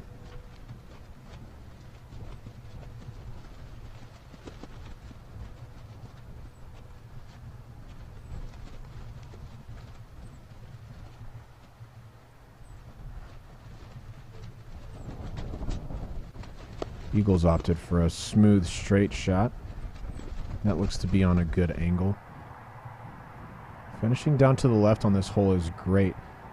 If you push the water just a bit, you can find yourself out of bounds, but if you stay safe, that is the more open side of the fairway to approach the green.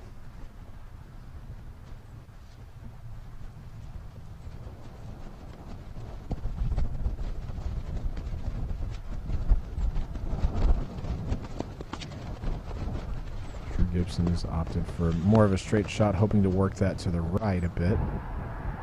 And he's just left it too high. That's pushed OB left into the water. And as they'll make their long walks to some of those OB tee shots, a little bit surprising to see such errors made on a relatively easy drive there on hole number 9. I agree. Relatively easy is a good way to put it. I can do that from the booth. Yeah, we can just always throw relatively easy anywhere we want. That's right. With the wind how it is today, when it's moving anywhere north of 10 or 15 miles an hour, each tee shot is really touchy and can find out of bounds quickly if you get just a bit loose with it. Looks like that's what a couple of our players have done. We see Paige Pierce approaching the island green from the drop zone. That's pushing left. She needs that to settle on the island, or she will not be able to move forward to the island. And the spotter, one of the many volunteers and helpers out here, is chasing that down, and everybody's waiting. It must be close, and he reluctantly puts up a red flag. Paige Pierce's struggles continue, and here's Wysocki from OB. That's a huge forehand heading right again, and he is found out of bounds yet again. That's a big miss for Ricky Wysocki. I'm not sure any other time in broadcast have we seen Ricky Wysocki and Paige Pierce back-to-back both throw OB shots at the same time nearly. This is a little bit unsettling here as we're moving down the fairway on hole number 9. It looks as if, Ricky has to be frustrated by that out-of-bounds drive, so he attempted to play a big forehand out over the trees, bring it back into the right. It might be that he misjudged the wind or just let the drive go a bit early, but that pushed all the way back right, so he'll be putting for a 5 from the cart path, which is, I don't know, maybe 45 feet from the basket or so.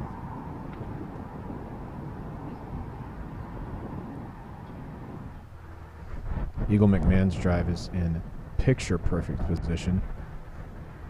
This is a straight putter upshot to take his look at a par 3. This hole 9 is playing as a par 3 this week. It could easily be debated that this plays as a par 4. It is definitely a 2-shot hole.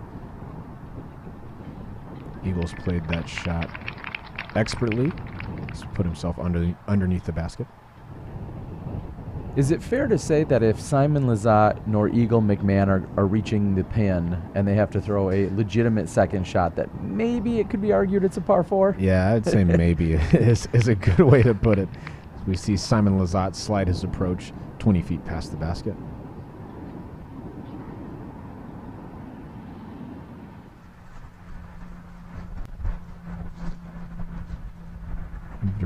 We've arrived at Drew Gibson's out of bounds spot.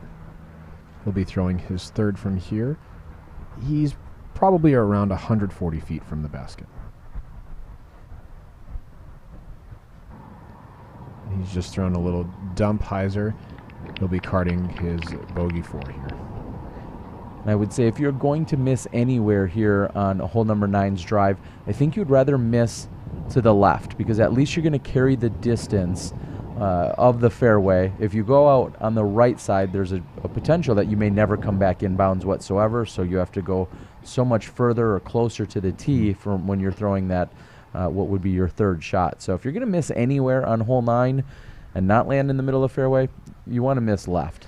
I'll agree with you, except for that you probably won't get your disc back.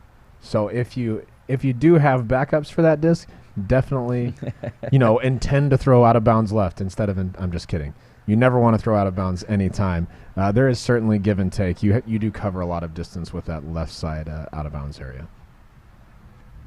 Looks like Drew Gibson is going to tap out. It seems as if maybe there's some settling as to some of the other players, maybe the crowd or the gallery right now. Looks as if there might be a bit of a backup on this next hole as well. But that is the 2nd card teeing off, so it looks like the wait won't be too long.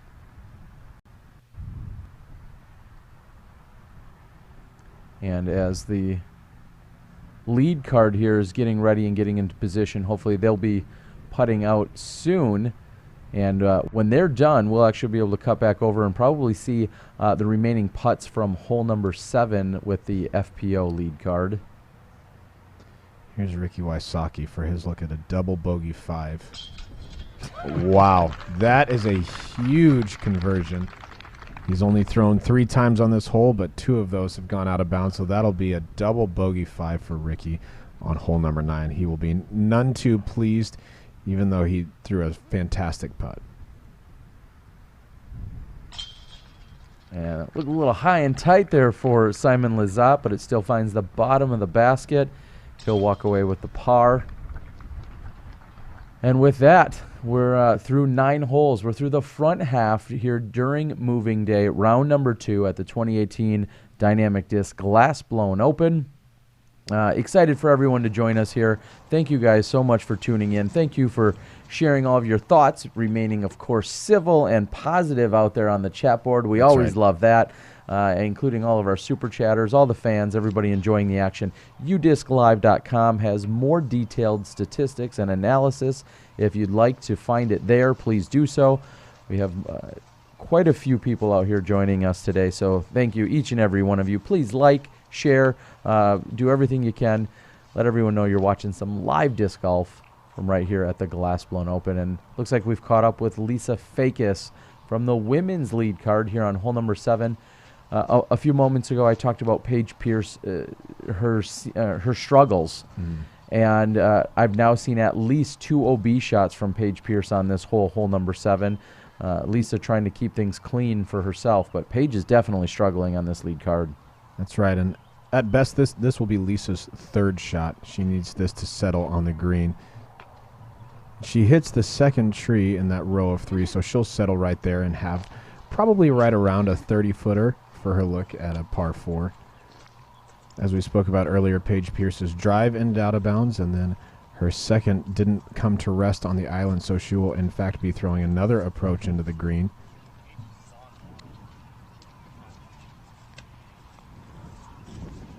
And as they move a little bit closer, we'll quickly check in with the scores. Rebecca Cox sitting at -3 with the outright lead at the moment. Lisa Fakis at -2, along with Paige Pierce. I think that's going to be changing here soon. And Emily Beach also at that 2 under par. Lauren Butler, Jessica Weiss, Sarah Holcomb all making some moves today as they're sitting at even in a tie for 5th place. Yes. You have to establish a lie on the island, so you have to go back to where you're last in bounds. So yeah, yours is over. Mine is? No, I didn't say yours was. I said hers is. And it looks like there's going to be a conversation taking place about the out of bounds and whether or not this disc, which I believe is Paige's, or if, I'm sorry, that might be Lisa's. Well, this is Paige's disc. Yeah. Okay, this is Paige's. Yes, correct. Sorry. And the rule on out of bounds here is that the actual line is itself out of bounds. So there needs to be some part of the disc touching inbounds of the line. In a situation like this, The See what benefit the group will, says. Yeah, we'll go to the player. Yeah, that's right. I'm gonna stay there, but don't. Okay. And honestly, there's I goes to the room. just be honest, you know. I'll give you that. Yeah, for sure. I'm gonna give you that inch off the benefit because it does. In my opinion, it looks like it's like barely. Like it's, yeah. I think it's too close. Right. Call you. Yeah. Okay. But I went up here. Yeah. So she didn't establish a lie. So she didn't know that.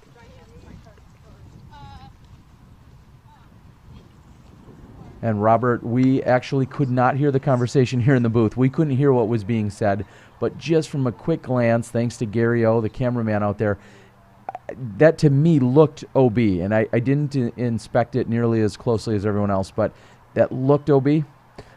It's really hard to tell from our perspective. Unless we're down directly looking over the top of the disc, you can't really tell. In situations like that, the benefit of the doubt will go to the player. So if it's close enough that a decision can't be made, Paige's disc will be declared inbounds. Now Rebecca has moved back up the fairway. She's going to be throwing onto the green again because you do have to land safe on this island green to move to the island green. At first she had walked up to her disc and I was afraid she was going to mark it and take her steps in bounds. Back in 2016 Worlds, we had several players misplay this hole by not understanding that rule that you do have to come to rest safe on the island to move up to the island.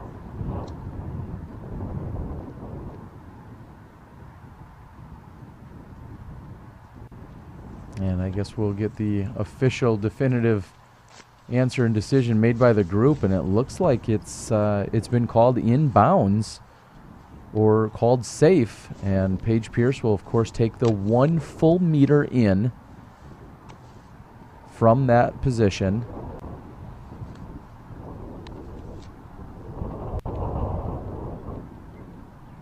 And as you said, that changes the angle everything. was meant so much. And she's pushed her putt right. That won't be a gimme coming back for her bogey 5. And we'll head back over to the drives here on hole number 10, the par 4, 658 feet. Simon Lizotte on the tee.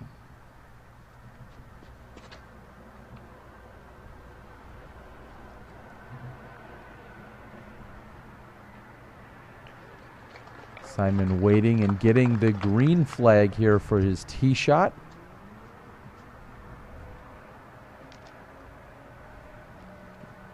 After these gentlemen throw their tee shots, we'll be able to take a look at the scores. So many of you are noticing, thanks to UDisc, some movers and shakers. One, Nate Doss, who's coming off of an injury from a few months ago. Nate Doss seems to be performing very well. We'll take a look at some of his scores and details as he's making a charge toward the leaderboard. This is Eagle McMahon.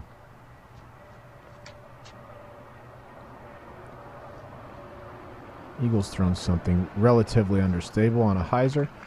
He's played that extremely well. That'll give him an open look at this new pin, which has been moved farther over to the right near the woods line, and the woods line is now marked out of bounds. So this used to be a pretty easy par 4, and I think it's got a few teeth this year. Gibson's played a hyzer flip.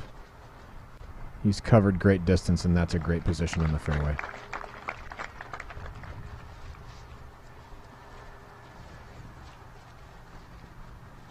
After taking a 5, last to tee will be Ricky Wysocki.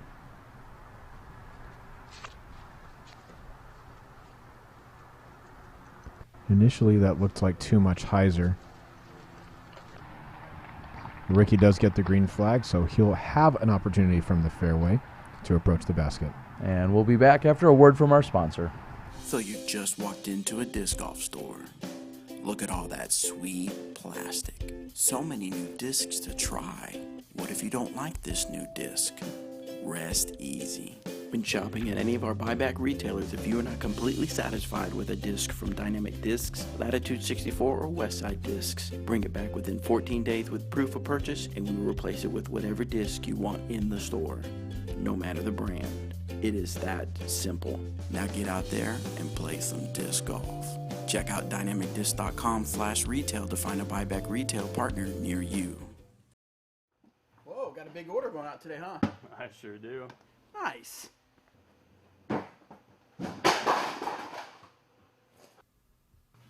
Hey, Danny, what you working on? Just a new website. It's looking pretty good. Nice.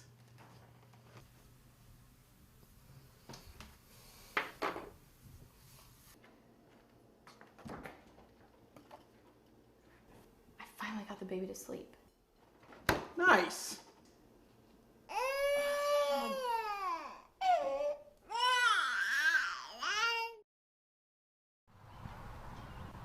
Welcome back. We are here with our FPO lead card, Lisa Fakis, dropping in her final putt on hole 7. I believe that'll be for a bogey 5 for Lisa.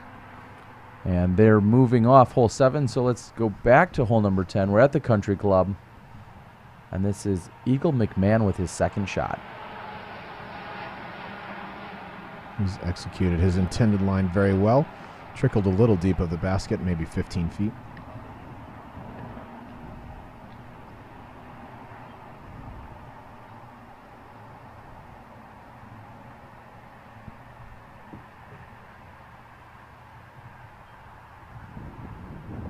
Ricky will look to approach with his hard harp.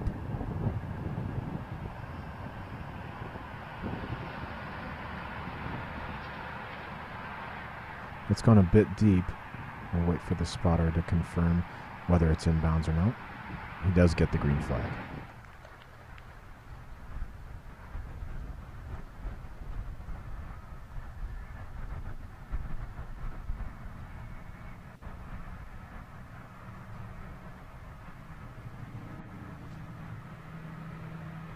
Drew Gibson's played a slight hyzer into this green. Extremely well, 10 feet.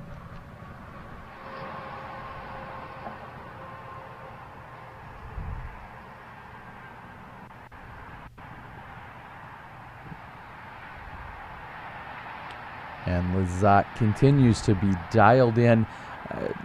Talk briefly here about what was the reasoning for the change here. We see this basket move this year, a little bit different than what we've seen in years past. Why exactly was that?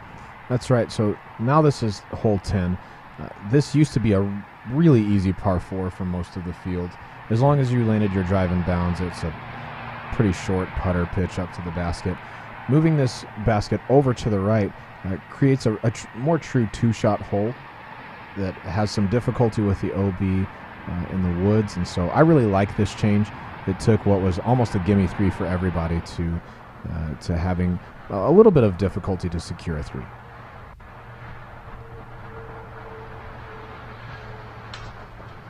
And Eagle can't convert for his birdie, and he is none too pleased.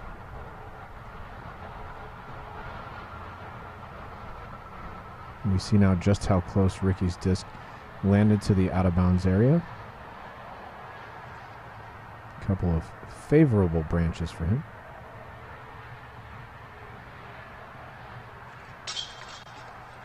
And Ricky's putt is up and in for his birdie.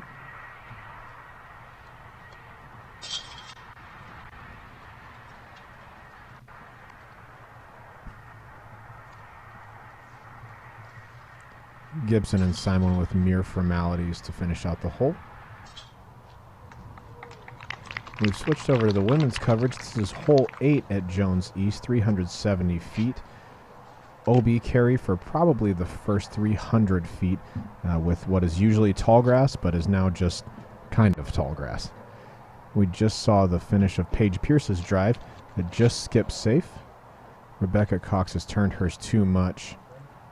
And that has in fact settled safe right of the OB, so she'll have a long approach to this basket.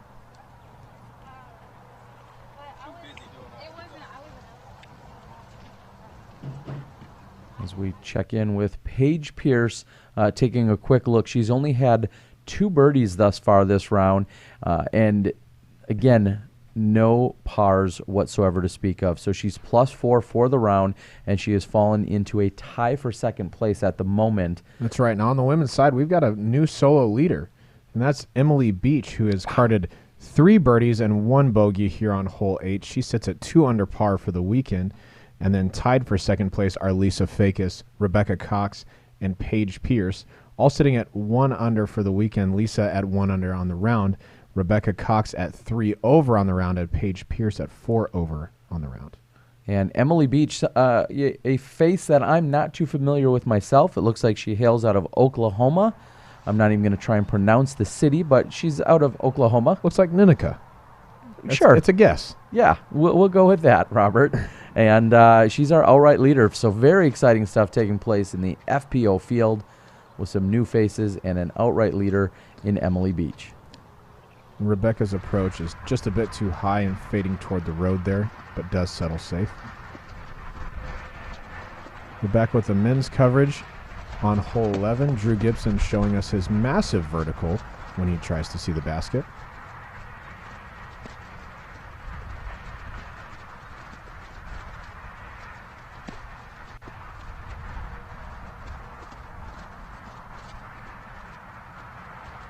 Drew's taking a low line drive that is moving to the right. This shape is great. It's going to finish left of the basket, but he has never brought OB into play. Hole 11 with the downhill plays quite difficult into a headwind like today. So our competitors are going to take something overstable to neutral and likely force it over instead of letting an understable disc turn on its own. Ricky's disc is tracking right and needs to catch probably a good break to land in bounds. He's gotten the red flag. He is out of bounds.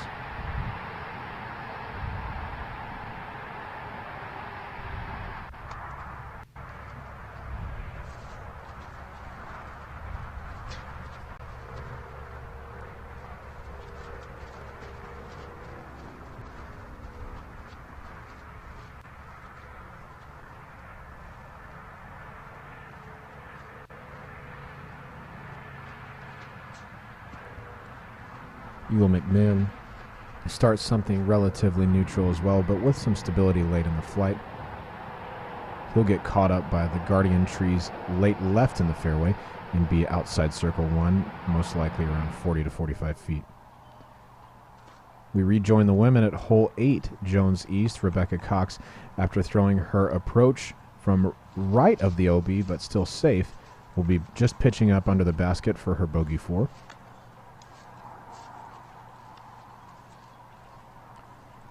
Lisa Fakis with a relatively clean round thus far. She's got 2 birdies and then the bogey that she found on hole number 7.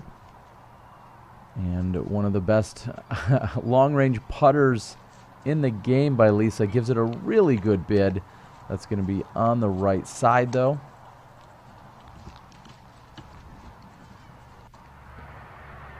And Lisa shouldn't be upset with her bogey 5 there on hole 7 at all. Hole 7 for the women's field today, playing 1.08 strokes over par for the women's field. An extremely difficult par 4. Only a few players converting on their birdies there today. 8% of the women's field taking a birdie 3.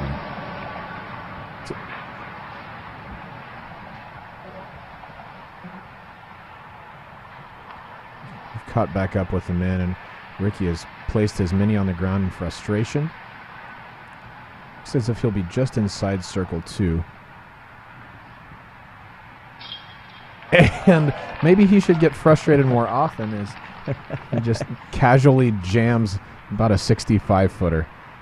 That's the most dejected maker of a 65-footer I've maybe seen. I've said it before. Ricky Wysocki might be the only guy out there that could be really mad after shooting an 18 under par on any given course. He's just fierce, and that is not a rip on him. And I don't need any of the hate mail to come flying in. I love me some Ricky Wysocki. He's just a very fierce competitor that puts a lot of pressure on himself to perform very well. And anything less than perfection usually results with a little bit of a grunt or a quickly swiped up mini. So yeah, maybe followed by the word junk. Junk. That is exactly it.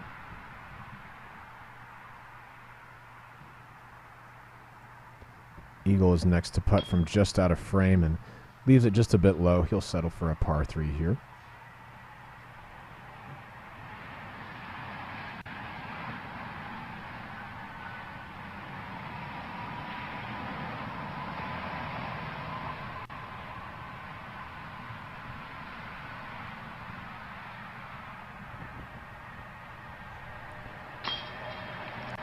Drew Gibson very confident as he walks that one in. It looked like it was good right out of his hand. And that's a good confident stroke for Drew there. He needs to convert on a few more putts. He's had a couple of mishaps putting early, so good to see him convert there. And Simon says spin to win. Pours his putt in the middle of the basket.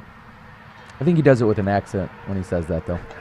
How would you say spin to win with an accent? Circle 2.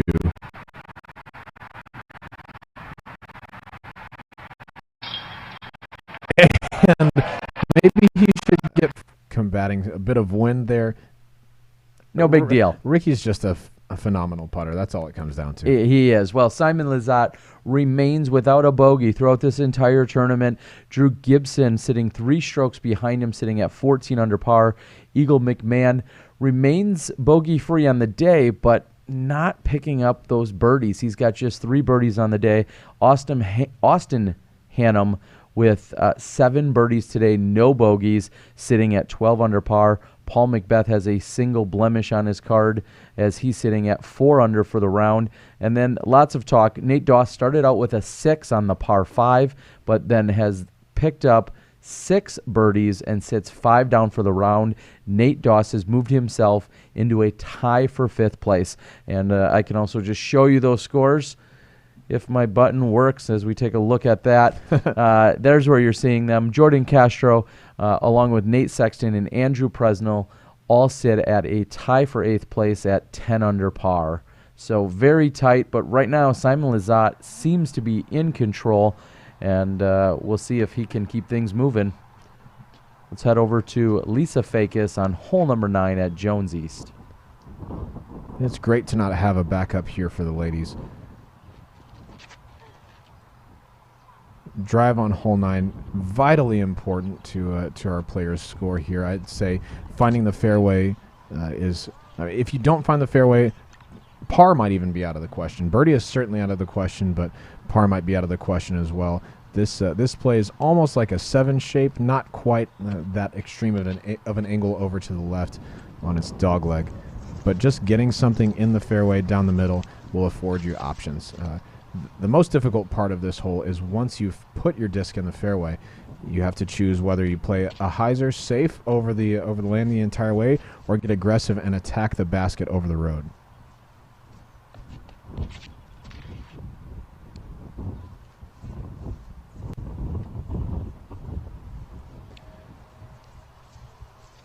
And that disc comes out just a bit early and finishes in the 2nd seater on the left side. That'll most likely make Lauren take a par at best. She'll have to pitch out and then throw a great 3rd shot.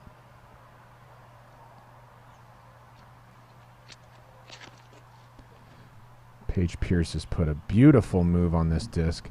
As long as it doesn't swing too far left, she should be in great position. She's played that shot extremely well.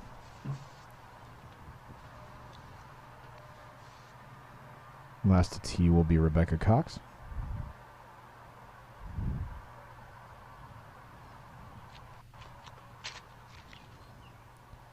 Her drive's leaked a little bit right and is carrying toward the out-of-bounds area. We'll rejoin the men here at Emporia Country Club on hole 12. 351 feet. Simon's thrown his drive approximately 415 feet as he's landed around 60 feet deep of the basket. We just missed Drew Gibson's drive. He's going to be about 30 feet right. Here's Ricky Wysocki walking down his drive, needing that to stay in bounds, and it has checked up beautifully. Junk. Yeah, that's junk. It wasn't in the basket. What is it? Ricky's thinking that was junk. 20 feet? Yeah, that's junk. In my opinion, hole 12 plays a bit farther than 351 feet. The cart path swings out to the left late in its flight, but it's easy to saw this off or push it too far straight onto the golf green, which is OB. Eagle's disc has plenty of height and needs to check up, and it's done so beautifully. That'll be inside Ricky's. Maybe that's less junk than Ricky's. Who knows? One way or another. Let's check in. We're going to look at the MPO men's scores here through round, partially through round number 2, of course. Simon Lizotte, your leader by 3 strokes, but also creeping onto that leaderboard, as talked about on the board, Nate Sexton, Nate Doss, finding the Nates in a 4-way tie at the moment for 7th place, along with Andrew Presnell and Jordan Castro. Ricky Wysocki dipping into that tie for 5th, along with Paul McBeth. They both sit at 11 under par. Austin Hannum at 12 under, Eagle McMahon at 13, Gibson at 14. Anything that you could tell us about Austin Hannum? Again, a name I'm not used to seeing every single weekend. Anything that you know about Austin? Sure. We may see him tomorrow on this lead card. Sure. I've played with Austin several times, and he is a long thrower of the disc. Exceptional power, both forehand and backhand. I've seen him throw 400-foot forehands with what looked like ease to me. Smooth, not huge flexes, just kind of power straight shots. Austin can certainly play golf. He's recently gotten sponsored by Pro Discus this year. Oh, excellent. And so he's playing for their team, traveling around in the Pro Discus RV with Kevin Jones out of Arkansas. So a couple of really long throwers in that RV. Austin has had a couple of notable finishes this year, and just a really nice guy who is currently bogey-free. He's sitting at 7 under par, 7 birdies, no bogeys at all.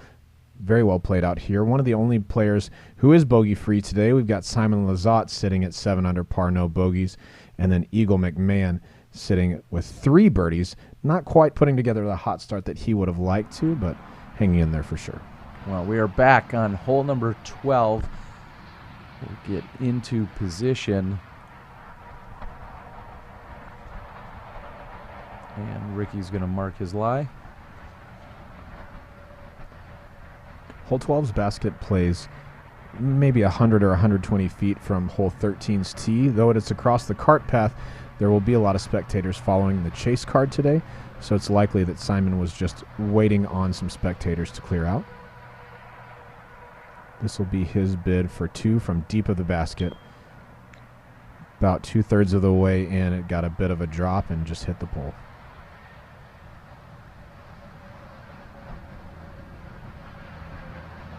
Drew Gibson looks to be about the same distance, maybe just a few inches in front of where Simon Lizotte had gone, so they both overdrove the basket here on 12.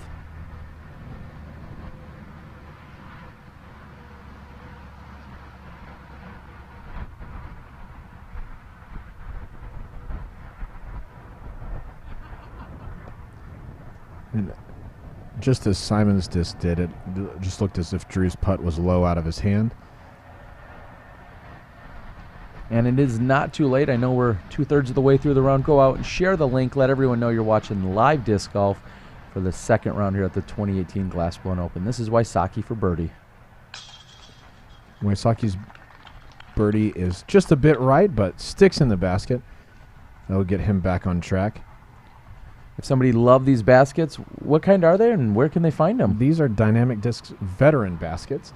You can purchase them from dynamicdiscs.com. We have white ones and some several different color options. I personally like the red, white, and blue veterans with the red top and chain assembly, blue basket, and then a white bottom there.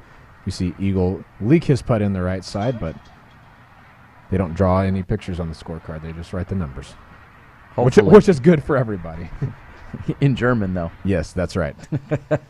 All right, I think we're heading back to picking up with the women on hole number 9. They're over at Jones East Park. This is Lauren Butler of Team Legacy. And hole 9, 726 feet with OB along the left side, along with OB past the basket, and on the right side. This is a very, very challenging par 4. Robert, I'm going to go ahead and guess it has to play as one of the most difficult relative to par on the women's side. Yeah, and thanks to the marvel of UDisc Live, we can actually find out how difficult this hole plays for the women. So over at Jones East, hole 9 is playing as the second most difficult hole today, so far yielding 0 birdies on the women's side. No threes so far. 38% of the field has taken pars, 41% taken bogeys, leaving I believe 21% taking double bogey or worse, 22% possibly.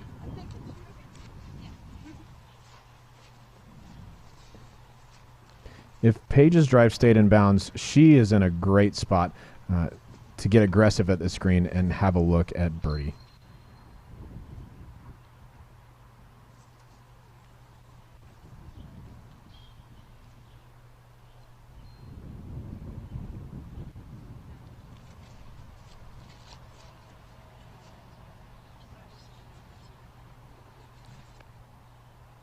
Lisa Fakis recently, I believe, picking up a new bag supporter and sponsor in Pound Bags. And Lisa's been having a great year. We really saw her break out onto the scene last year.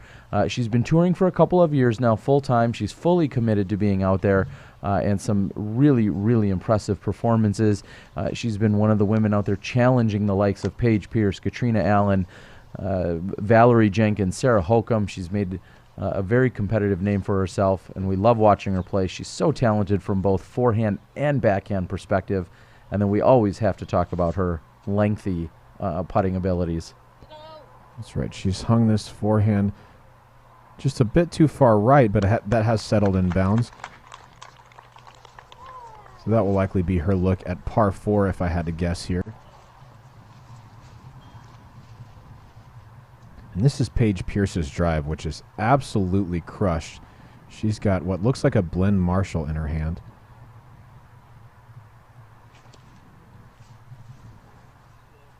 And it's holding straight. As long as it trickles down to the basket, she'll be inside the circle with an opportunity for birdie 3.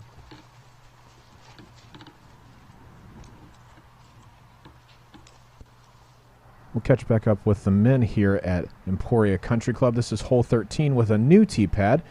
Perennially, this tee has played from the cart path over to the right of our gentleman teeing right now. I personally like this tee pad change because it forces a bit more of a straight hyzer instead of just a really wide hyzer, and it's a less punitive out of bounds miss, which allows you to move up the fairway even if you miss out of bounds.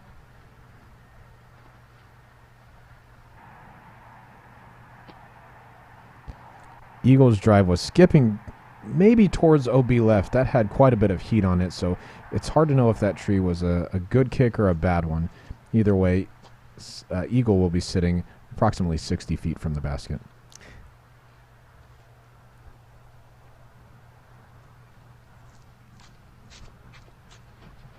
Drew Gibson with what might be considered our sports balk right there. Fake run-up.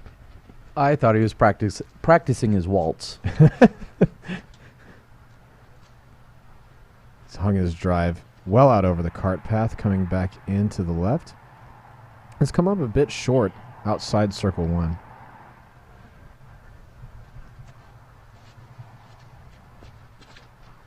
Lizotte wasting no time to throw. He's hung his drive even farther out over the cart path and has not gotten hardly any skip back toward the basket. That will settle out of bounds right of the cart path. So he'll move approximately halfway up the fairway and be throwing his third shot. Looks like a bug decided to join us there as we were moving away from those tee shots on hole number 13. Bugs like disc golf too, okay. Apparently they do. What I'd like to do is I'd like to go ahead. We're going to take a quick look at our FPO scores. Not that we don't want to see your face or your hair, but I want to take a look at the FPO scores. Emily Beach still in outright first place right now, and she's extended her lead to a 2-stroke advantage over Lisa Fakis. Paige Pierce sitting at 1 under overall. Paige struggling, though, today at 4 over for this round. Looks like we'll be able to go over and take a look at Now we'll be able to take a look at Rebecca Cox putting here on hole 9. Solid putt. Rebecca's putt is interesting. It has a lot of hyzer angle on it, but she converts a whole lot of them.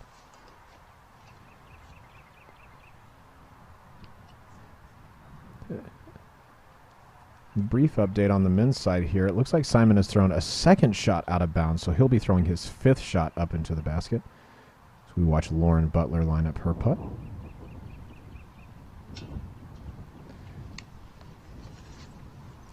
Lauren not drawing any metal there. She was wide to the right side.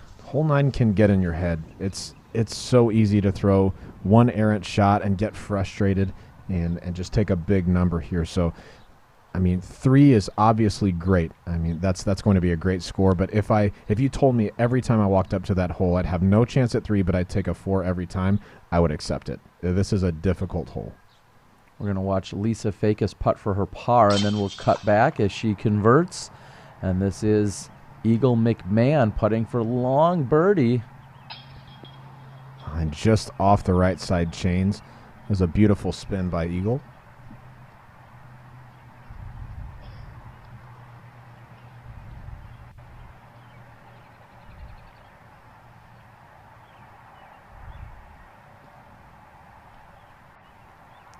Drew Gibson from 36 feet.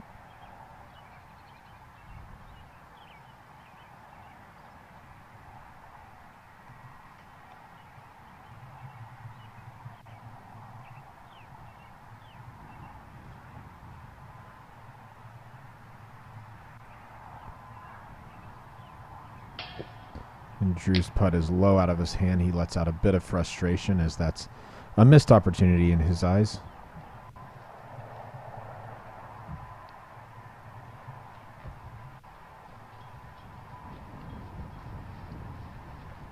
As we allow our male competitors to move into position, we see Paige Pierce has not been able to convert for the birdie 3 over on hole 9 at Jones East. She'll settle for par. Again, not a bad par at all, but being in the positions she was, I imagine she'll be a bit disappointed to not convert on that birdie.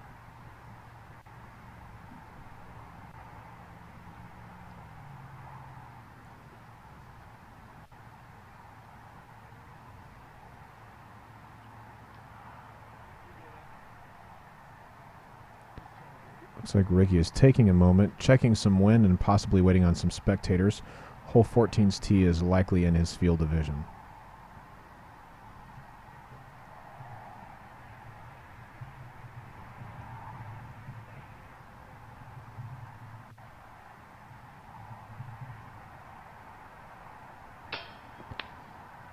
And Ricky's putt is just low. And after his first blunder, followed by second blunder of the round, that'll be Simon in for a triple bogey 6 here on hole 13. And one has to think, as these guys are putting out on 13, this very hole somewhat ended the hopes and dreams of some Worlds runs on the women's side a few years ago. So we're going to cut back over to the women on hole number 10. Hole 10 famously put Paige Pierce on Sports Center during the 2016 Mixed Doubles World Championships round. Yeah, she threw in a Lucid Convict for an ace. And who was there to witness it?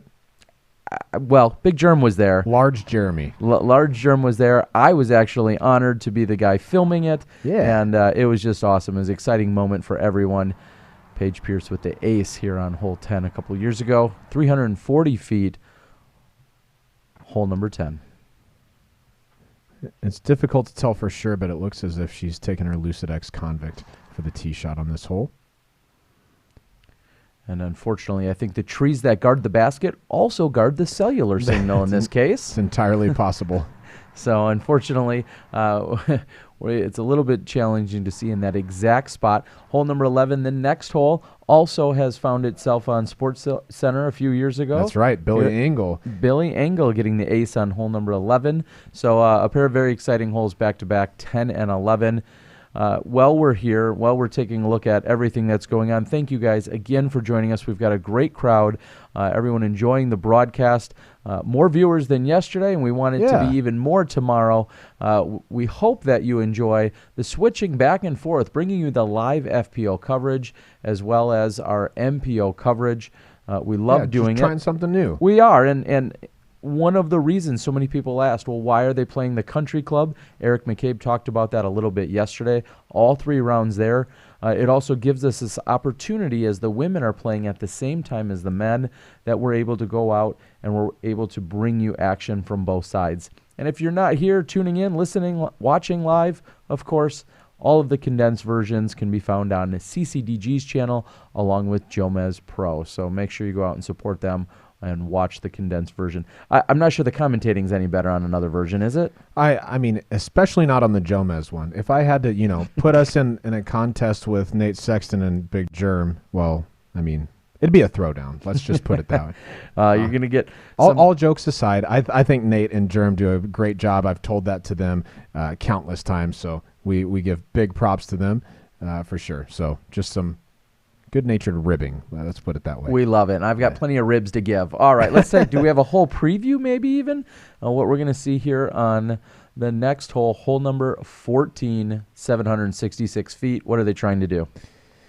Hole 14, I think, is a fairly difficult 3 unless you throw a massive roller. You can play several different tee shots here on hole 14. There are a couple of gaps off the tee, a wide left gap that players will take a huge anhyzer or possibly a roller, and then maybe a forced over flex shot down the just right of left gap. I don't know of a better way to describe it. The second gap from the left side, or possibly a roller through there. There's also a hyzer out of the right gap where you can play hyzer and get up to the basket. The green is relatively tight on this hole, and so there is OB. As has been the case across Country Club, there is OB on both sides of the fairway, and specifically on the right side of the basket that narrows as you approach the basket. All right, well, now we'll head back. We're here on the putts from hole number 10. Looks like we've moved into a little bit better position, and this is Lisa Fakis of short of the pin. Looks to be outside circle 1, maybe even as far as outside circle 2. She's taking a nose-up kind of stall run at it. Oh. Just a bit behind the basket, but a great bid from there.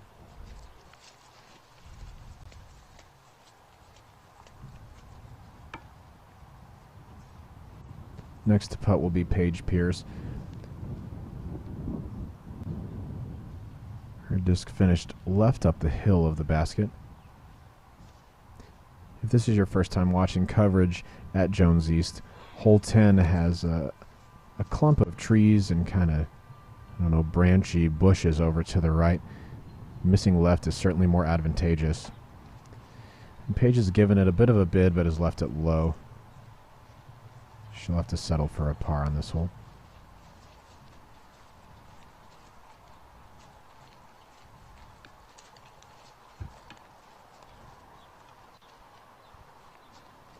Lauren Butler here is surveying her options.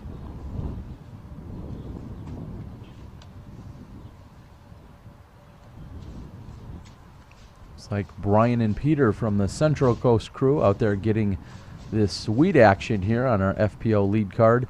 Look for that to be up tomorrow in your condensed post-production version. And Lauren's release, I think, is the term pinched? I think she was pinched up in there and had a little bit of a struggle trying to get that one out cleanly. And there are some roots on the ground between Lauren's lie and the basket, and it looks like she just squared one of those. So that'll probably leave her 15 feet or so to the basket.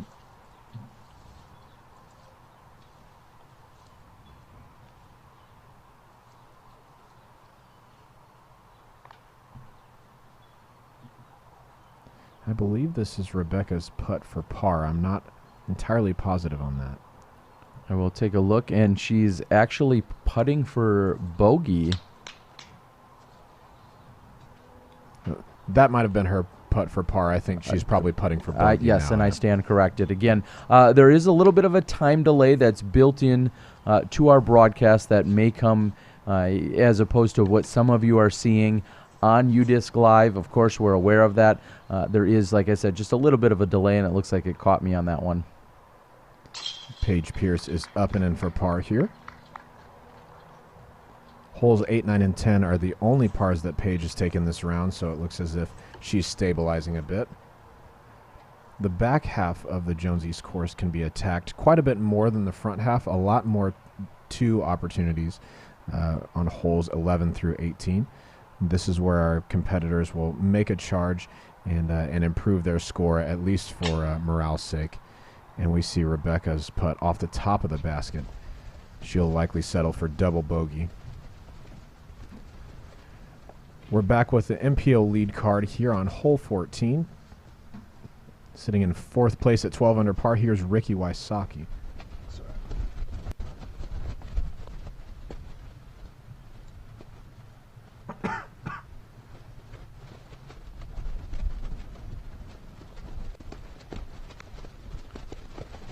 Ricky went back and reached for his Vision, which is his roller disc, but I think he switched to an Enforcer here, so this will be a stabilizer.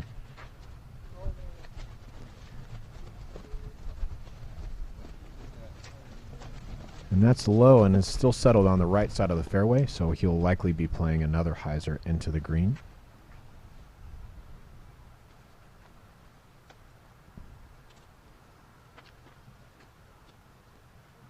And with a bit of right to left wind, Eagle has opted for a forehand here. He's played the outside gap on a hyzer flip. He's covered a decent bit of distance there. He'll probably have a shot of similar distance into the green.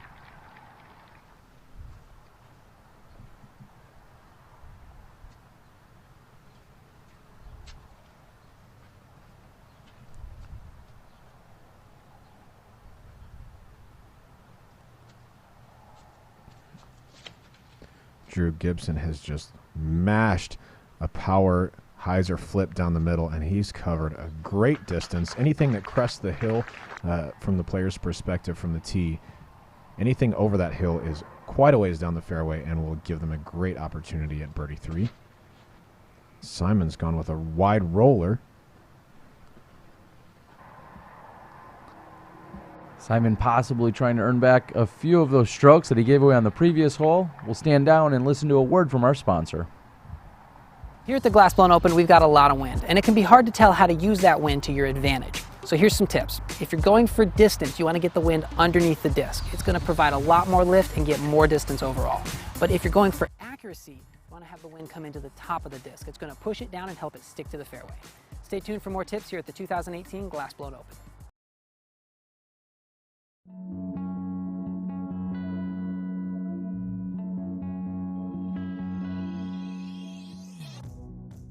The Dynamic Disc Recruit is a tournament quality basket at a practice level price. The Recruit is the ultimate basket for backyard practice or temporary courses. Get ready for tournaments. Get better. Get the Recruit.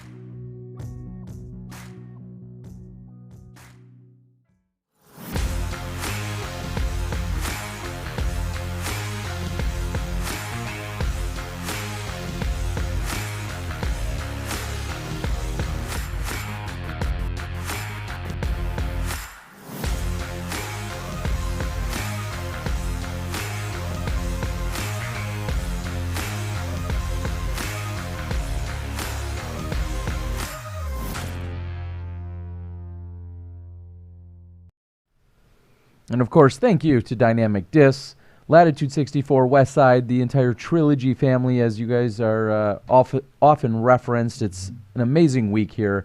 Thank you to the city of Emporia. It's Glassblown Open is a very, very special event. It's a tournament, but it's so much more than that. It's almost a festival in a way. Yeah.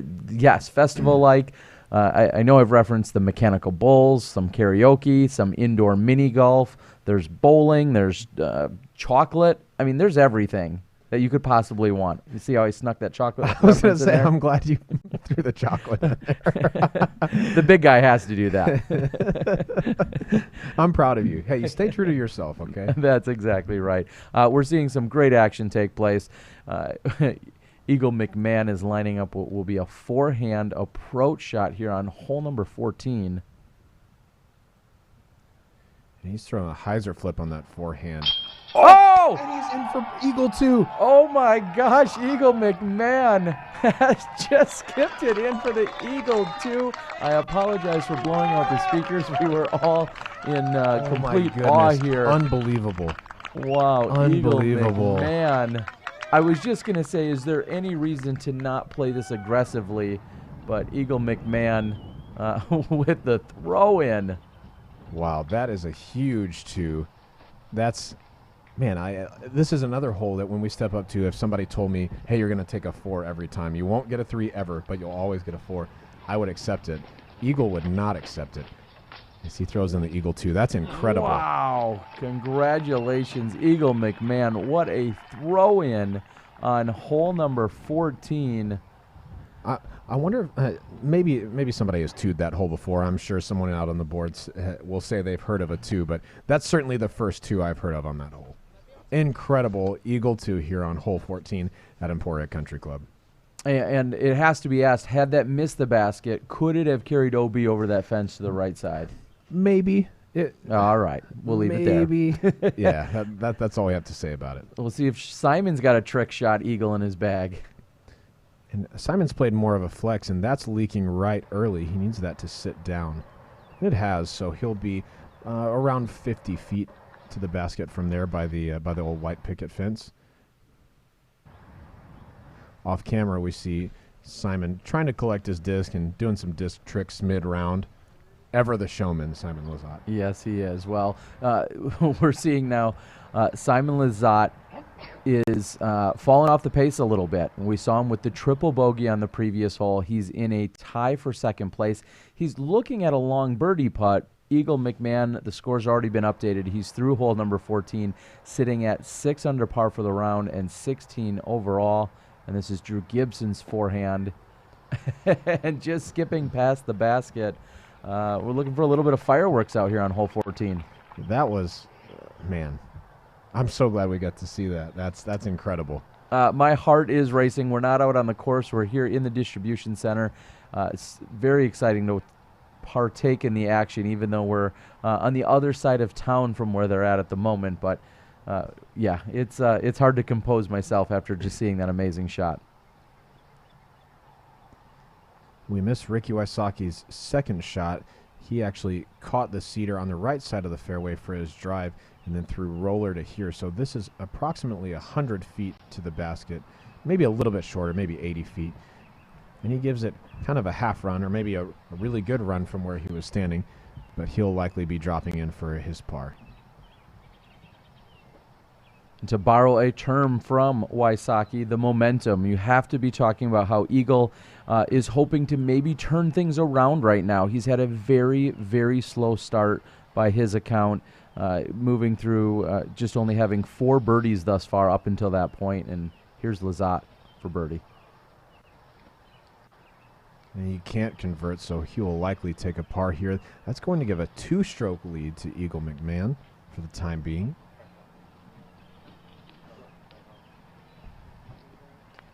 Drew Gibson with small hiccups on holes 8 and 9, but otherwise a very solid round out here today.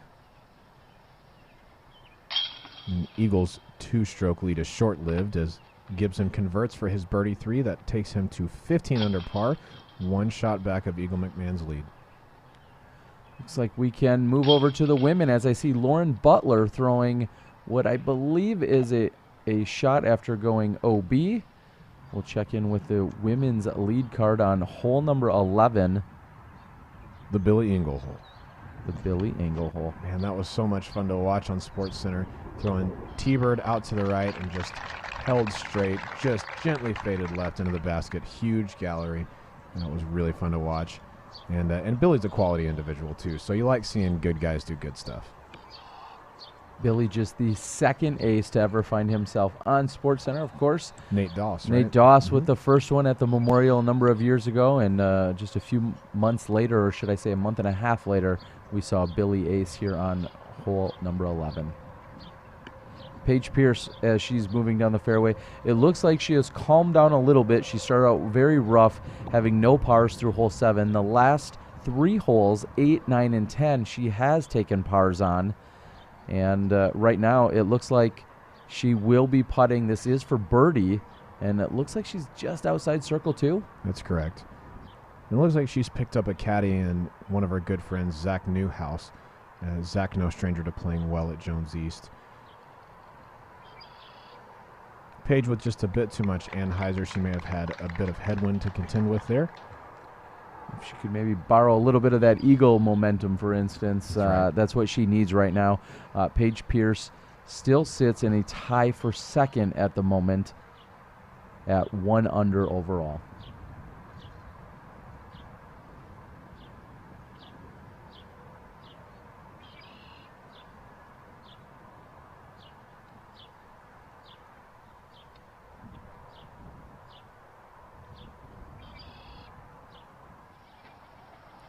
We're going to leave Rebecca Cox's putt to rejoin the men at hole 15 here at Emporia Country Club. This is a par 3, 426 feet. Eagle nearly aced this yesterday. It's got a bit of wind. It looks like maybe left to right wind. He comes up just at circle's edge, short of the basket.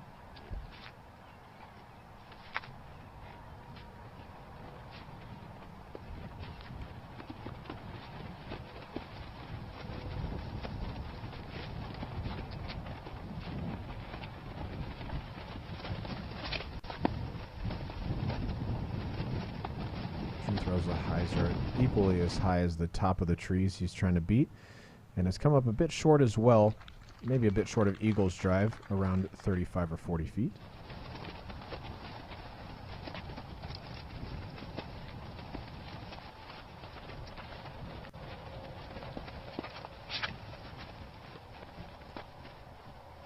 Ricky takes the same line. It looks like a bit lower line. It's a nice skip inside the circle, a bit deep of the basket, 25 or so. Simon Lizotte looking to get back on track as he has relinquished 5 strokes overall to Eagle in these last 2 holes. And Simon's drive catches a guardian tree and stays up. He will not be penalized by the 2-meter rule here, as it is not in effect here in Emporia, Kansas. We'll quickly talk about the 2-meter rule there, Robert. It is a rule that seems somewhat regional, and for those that don't know what we speak of, depending on the level or the intensity of your play, whether it's recreationally or in a tournament setting, the 2-meter rule means that anything above 6 feet 6 inches or above, or otherwise known as 2 meters. Anything taller than Big Germ. Yes, or Johnny V. Yeah. Anything taller than that, it could be constituted as out of bounds. By default, when you step onto a course at a tournament, if it is not mentioned that the 2-meter rule is in effect, it is then not in effect. So the default is that it will not apply to you unless specifically stated by the tournament director or by the caddy guide or whatever the official publication is.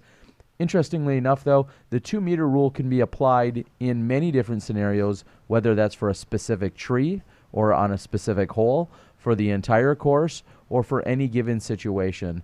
In this case, there is no 2-meter rule that is applied here at the Emporia Country Club. Now, I for one am grateful for that. I was just going to ask. I don't love the 2-meter rule. It seems to be very regional, as Simon throws up a long look and goes just deep of the basket.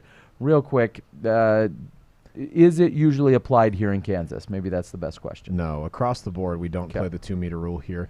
I'd say the regions that play the 2-meter rule most would be California and parts of Texas. I think primarily California. I don't like the rule. I wish it would go away. It brings too much of luck or unluck, that's a word, definitely, into the game. So I'd love to see it go away.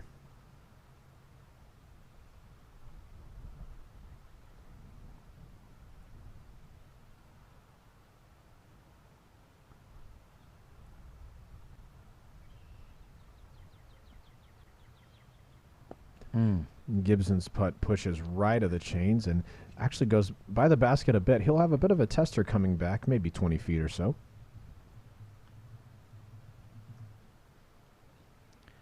An interesting quick story about the 2-meter rule. Store this one in the database for later. Any idea how it came to be 2 meters? No. Dan Stork-Roddick, PDGA number 003, when discussing as to if there should be a penalty in play or not and what the height should be, well, Dan's 6 feet 6 inches, and at that point, it became the 2-meter rule. We see Eagle's putt from circle's edge off the top band. I'm surprised to see Eagle not take a birdie here. I know that this is not a gimme to. It's 426 feet, but this is a hole that power players like Eagle, Simon, Drew, most of our elite pros feast on holes like this. This is a great chance for them to separate themselves from the field, taking advantage of their power. And Wysocki will do just that. Maybe a birdie that'll get him back closer to a spot that he wants to be. If you know Ricky, that spot is the lead always. He is not happy with anything but first place. Being a fierce competitor, that'll take him to 13 under par, 3 shots off the lead. And no tester for Drew as he puts it in the middle of the basket. That's a great confidence builder if your putting stroke has been a bit shaky. Drew's hasn't been super shaky, but it's just nice to make those putts. It certainly is.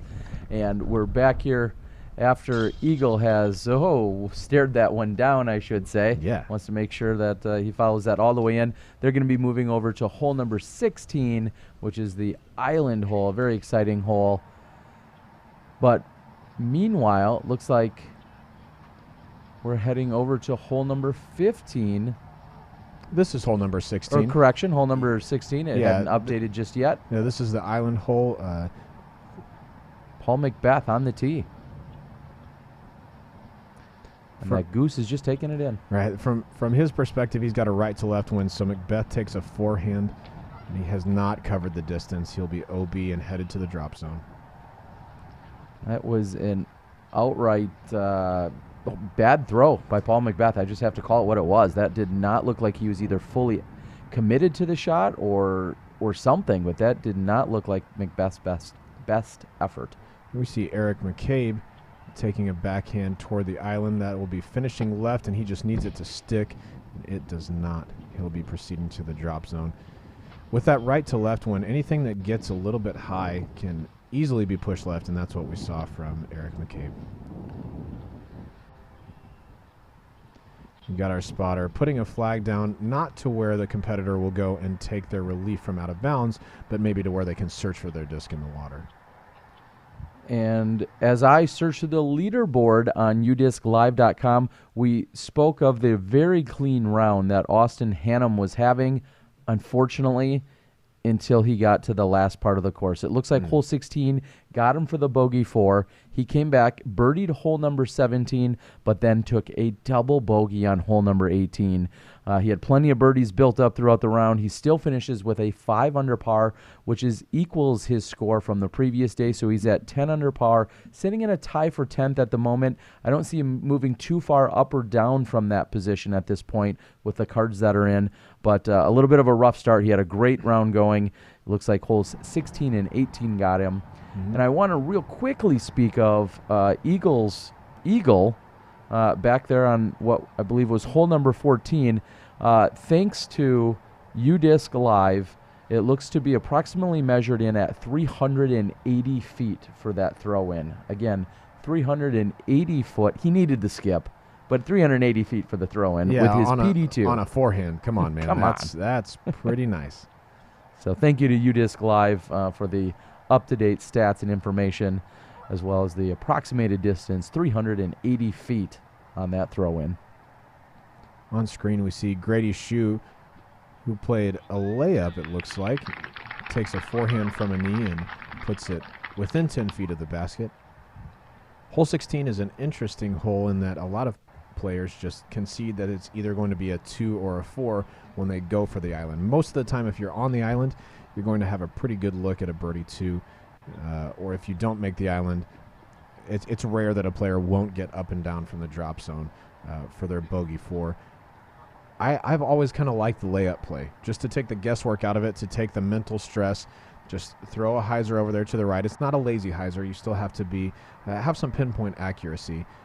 But as long as you, oh goodness, and that just settles in bounds. Wow. As long as you don't push too far down the fairway, it's not too difficult of an up and down, as we see our competitors just putting those under the basket, some of them taking an aggressive bid at it. Paul McBeth being that someone, as a Paul McBeth is wont to do. Well, we are taking a look at hole number 16 at the moment. Again, the island hole found out here at Emporia Country Club.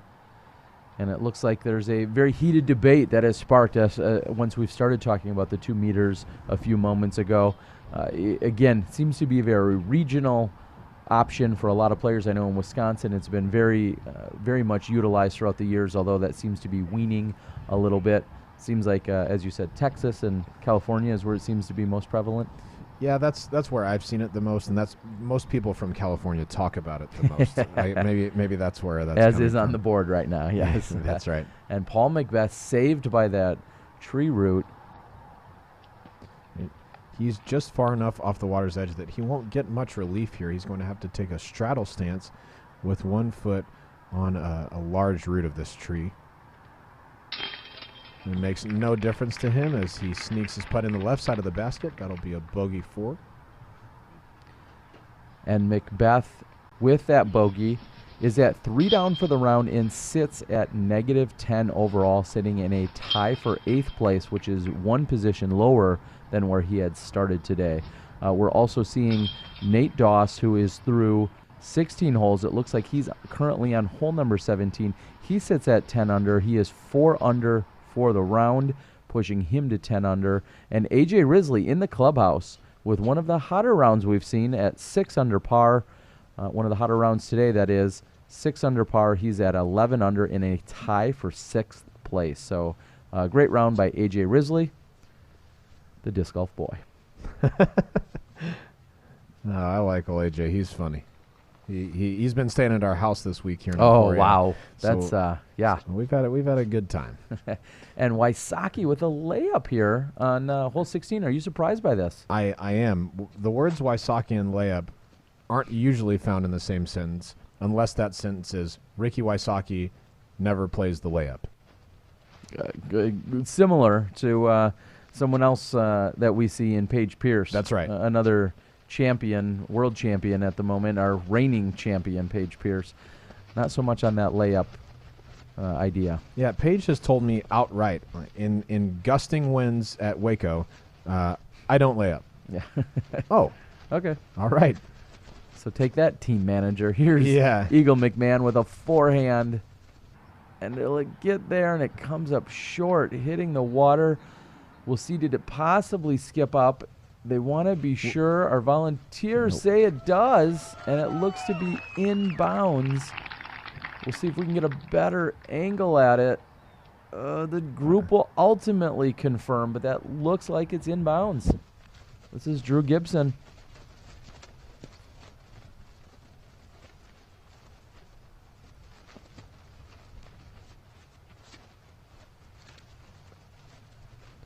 Drew's pushed this drive right, hoping for it to get back left, and it's doing just that. And goes deep, but has to get confirmation that he didn't go too far deep past the basket. And he's on the green. Is this one of the angry ducks that we've, or angry geese, I should say, as we see Simon throw? I don't know if that's one of the angry ones. I hope we chase that one off. Here's Simon with the huge hyzer to play for the green. That's not a play most people have, and today it's also not a play that Simon has. Looks like he's caught the last tree on the right side of the fairway and falling down into the water. He'll be proceeding to the drop zone. We're going to quickly take a look at the women's scores. Emily Beach, through 13 holes, sits at 2 under par overall. Lisa Fakis, Paige Pierce, both at 1 under par. We're also going to be able to take a quick look over here, and Rebecca Cox is going to be teeing off. I'm watching her tee off, although you guys aren't. There we go. That was my mistake. On hole number 13, 425 feet. And from there, we're going to catch back up with the drop zone action taking place on hole number 16.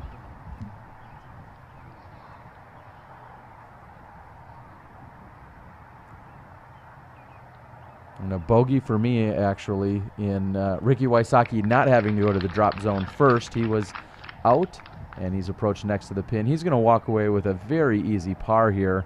And right now, par's looking pretty darn good here on hole number 16. With a few shots that had gone out of bounds, we've got Eagle throwing onto the island. He's going to walk away with the bogey 4. Simon Lizotte, barring some throw-in. We shouldn't bar any throw-ins. Simon Lizotte. Just toss it in, Simon.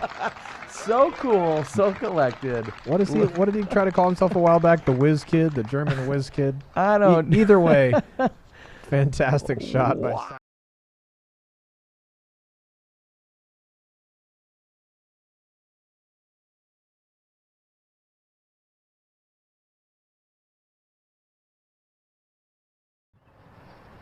And holy cow, after seeing that, now we're going to move over, take a look at Eagles.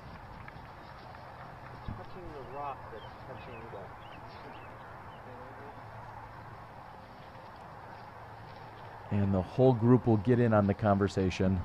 What are we seeing here, Robert? Well, we're just trying to decipher if Eagles drive is in fact touching land in bounds. In a situation like this, like we said earlier, if the group is unable to come to a definitive decision, then the benefit of the doubt goes to the player.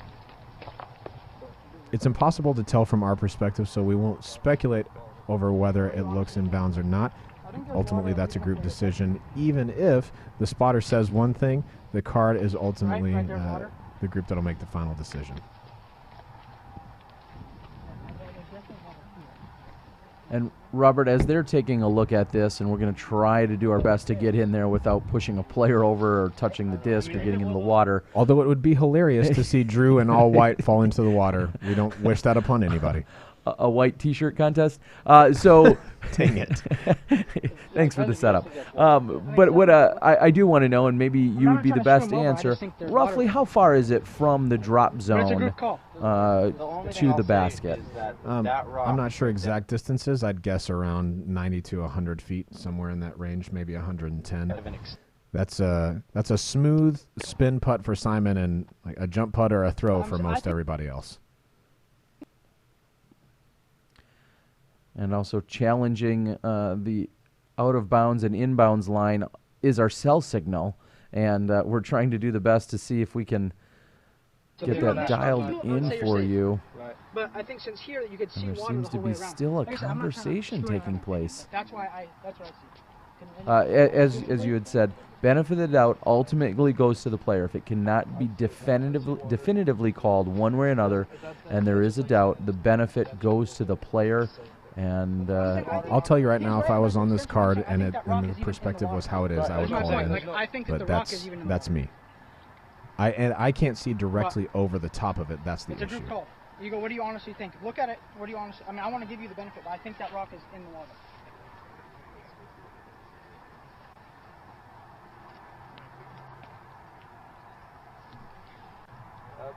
Honestly, it's too close. You're saying the water on Yeah, I see the water. Yeah, that's what I'm saying. I think the water makes it out of bounds. Because you're surrounded by water. You three make the call. I say it's out. I think benefit of the doubt because we all can't tell within 2 minutes, so it should be safe. We all walked up and said it was out. Who did? Okay. Well, no, I mean, like I said, I want to see. I'm asking him what you honestly think. If you look there, that's what I'm asking. I want you to be honest. If you look down there and you think you're safe, I can justify seeing that. But if you look on this side of the rock, it's out of bounds, I think. But I want you to look at it. Yeah, I see it. I think that's kind my of point. part of the short. Huh? I think there's like the grass and it's kind of muddy right there. But I don't know. I'm just asking you if you think there's water on this side of the rock, which you can see. If you can say no and you want to play it up here, that's on you. It's hard to tell because there's rocks piled out, but I mean, the water line comes up to here. So, I mean, it's not possible for it to be safe. In my opinion. It's water. It's water. Water. Yeah, it could be.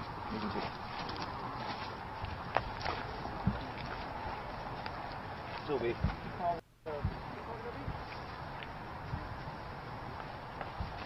Is there water there? There's water there, right? Yeah? See? I was trying to be fair, man. I don't want to fuck anyone over. I just said I thought there was water on the other side of the rock. You guys put my marker here? Yeah. Well, yeah. I mean, all right, and after a little bit of conversation, or a lot of conversation, which again, Robert, you and I can't hear exactly what was being said there. I'm in fact reading messages off the board to kind of give me an indicator. It looks like ultimately it was called out of bounds. That's what it looks like from here. We see Drew convert for his birdie 2. Sounds like there was a pretty healthy debate, not only there, but also on the board. A lot of people talking about it. Again, we're not there, but if by quick glance I thought it was in, but I guess we'll move on. That's why we're sitting in a booth, Robert. We'll be back in a few moments. That's right. So you just walked into a disc golf store. Look at all that sweet plastic. So many new discs to try. What if you don't like this new disc? Rest easy.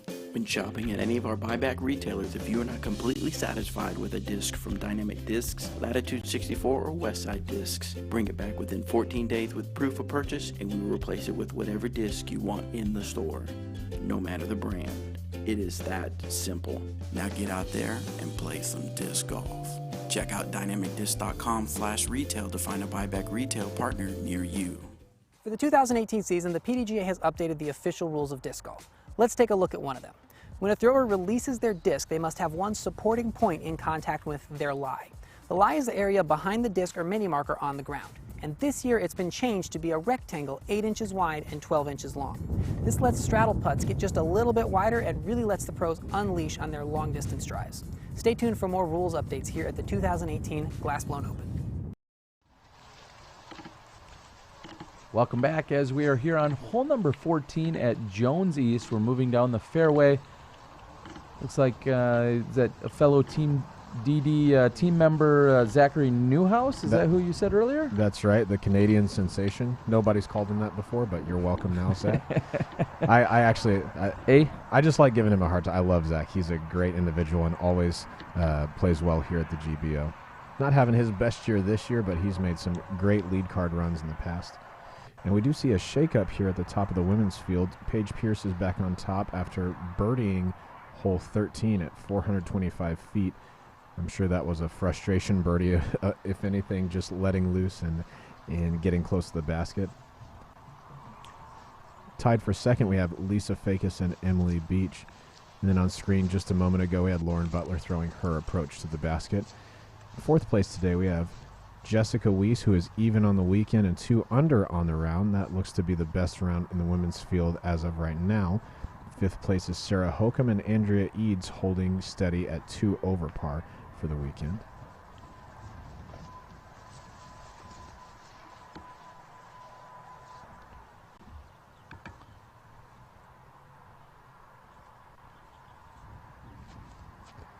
Rebecca Cox has thrown her approach fairly well. She'll probably be at about 20 feet.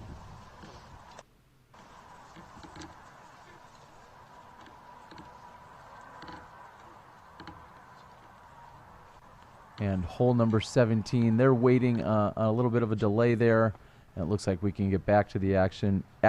Drew Gibson sitting in a first place position right now, 16 under par.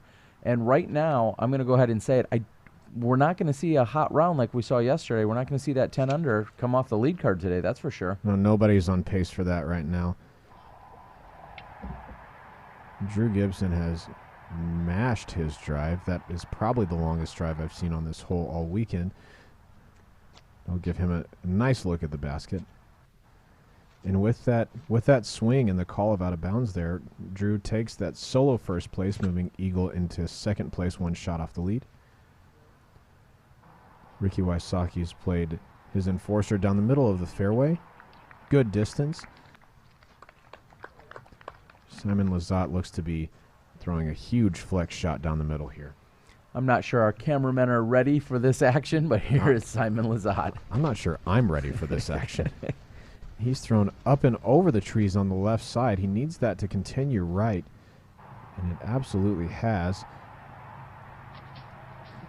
And it ultimately has ended up out of bounds left. It's stabled out fairly late in the flight.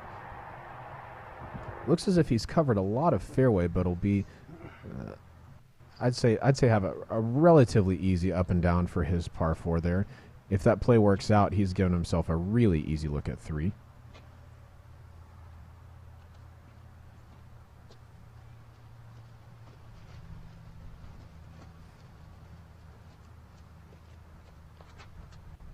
The Eagles played a hyzer flip down the middle.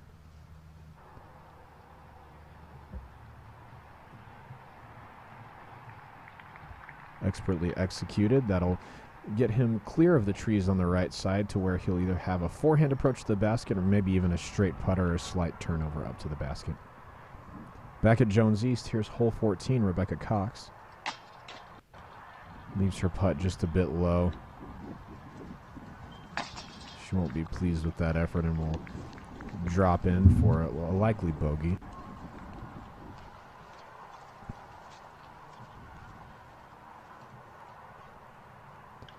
And this is Paige Pierce for bogey. Pardon me, that was Paige Pierce for par. Her next putt will be for bogey.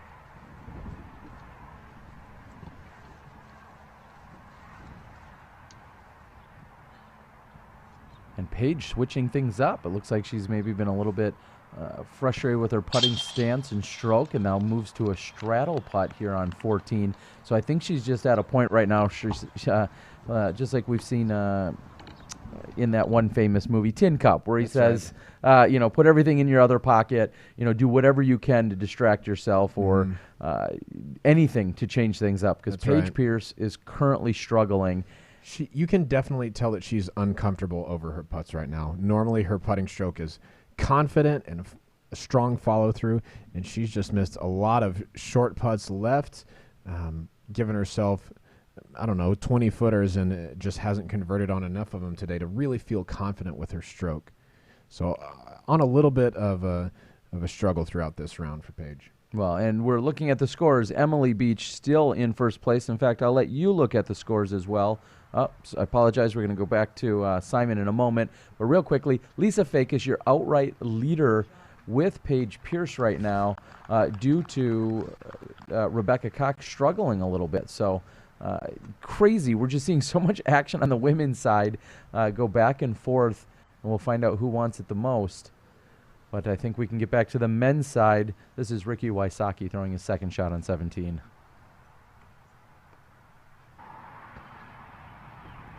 Ricky's approach trickles 18-20 feet past the basket.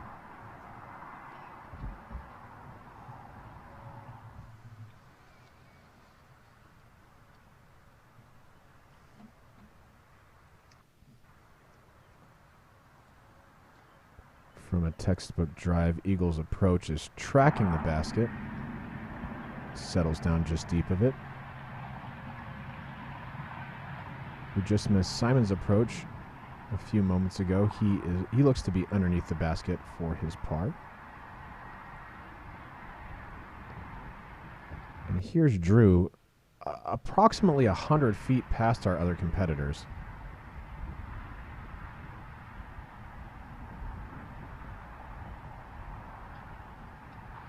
He's thrown an overstable approach disc. I'd say that's left something to be desired from where he was. That's going to be about 25 feet. Anytime our players are inside 150 or 180, they want to land inside that 15-foot circle. Nevertheless, if this hole was in its old pin placement, which was over to the left, Drew would have just a regular hyzer at it, not a hyzer up and over everything. That is an unbelievable drive. If you haven't played country club before, I'm not sure you can understand just how far he threw that disc. That was incredible. Drew sits at the 16 under par, as you're seeing on the board. Also, as I'm looking at my screen, I'm seeing that tomorrow we're looking at a high of 70 and 0% chance of rain. That's very exciting on so many levels. And this is Eagle McMahon. Eagle is in for his 3.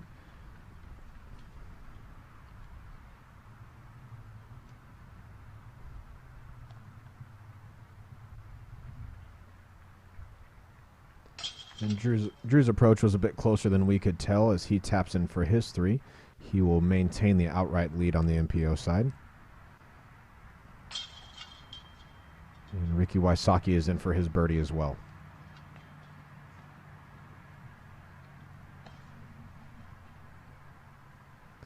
Simon will be dropping in for par. And we're headed to hole 18 here at Emporia Country Club. Like you said, kind of surprising to not see quite as hot of scores as we saw yesterday. I think it's obvious that the wind is playing a big factor in some of our competitors' struggles today.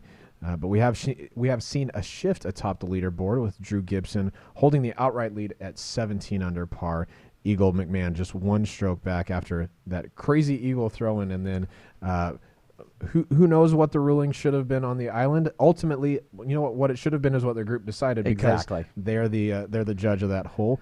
So he took a 4 there, and that actually flip-flopped him and Drew, who now carries a one-stroke lead. Well, let's talk a little bit about what the hot scores are today. Again, 5 competitors yesterday walked off the course with 10 under par. Today, the hottest round that's come in thus far with just 1 hole to play, actually, is Nate Sexton. He's currently at 8 under par with just hole 18 to play, so that could go anywhere. At best, probably pushing to 9 under if he gets up and down.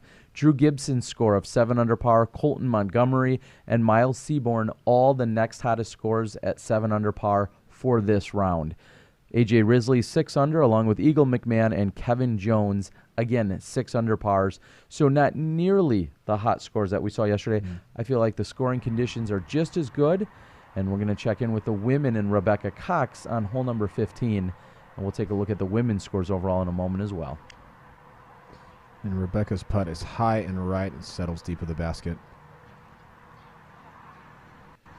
And we can't quite compare yesterday's scores to today's. Of course, on the women's side, they're at different courses. But right now, the hottest scores are coming from Jessica Weiss, who shot 1 down, or is shooting 1 down, Sarah Holcomb at 1 down, and Lisa Fakis at 1 down. Those are the hottest scores on the women's side over at Jones East at the moment. Now, I'm going to push back a little bit on something you said earlier. I'm not sure that scoring conditions are as favorable today as they were yesterday. Anytime there is wind out at the country club, there is not a lot of tree cover on several of the holes out there, and so that will certainly affect the way that competitors attack holes. I just, for whatever reason today, I thought that somebody would play the wind just perfectly, and we haven't seen that yet. I mean, we've had some great rounds, certainly, but in a quick scroll down, I haven't seen any bogey-free rounds through the first 10 or so players. We do see Colton Montgomery coming in with a bogey-free 7 under par, so great round for Colton. But as we keep scrolling, I don't see any other rounds that are bogey-free at the moment. All right, and a great putt there a moment ago by Lauren Butler here on hole number 15. Rebecca Cox, I believe, is going to be putting here for her par 3.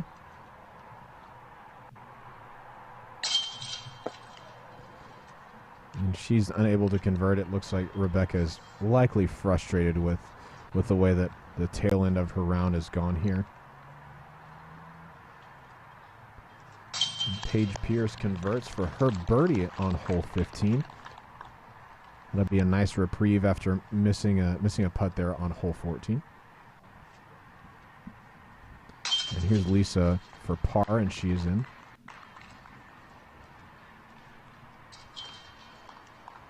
And Rebecca will drop in a bit frustrated with her round. Yes, and Rebecca having not the best go at it here today. As we check in, I'm going to give you a quick look at the FPO scores overall. Now, Paige Pierce, although she's had her struggles, she started the day with a little bit of a lead. She now sits at 2 under par overall and is in the outright lead again. Lisa Fakis sitting in second place. Sarah Holcomb and Emily Beach both in a tie for third. Jessica Weiss moving up the leaderboard 5 spots, in fact, today. Jessica sits at +1. And then Andrea Eads, Ellen Widboom, Lauren Butler, Valerie Jenkins, Nicole Bradley, all right behind her. I'm going to have to look. A name that we haven't seen on this leaderboard in the top 10. She moved up just 1 spot today.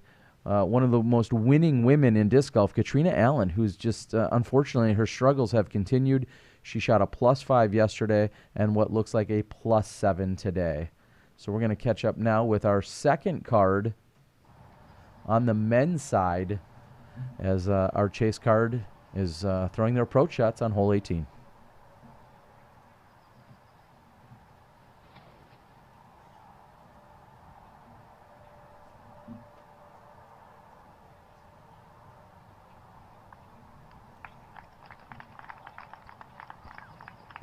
And from the bottom left side of that fairway, Grady Shoes Heiser needs to carry, if I had to guess, maybe 450, 480 feet. It's an extremely long, pure Heiser from where he was standing. Next to throw will be Eric McCabe. And this is a great position, assuming he's not too far right.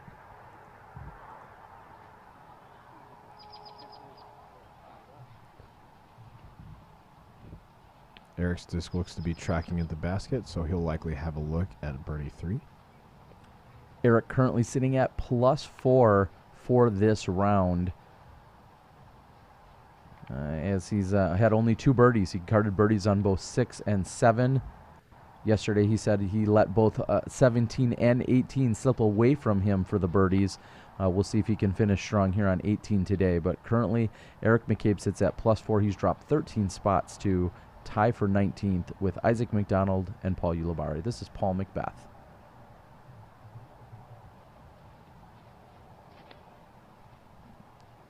This is a huge drive for Macbeth that just gives him basically a spike hyzer over the top of everything.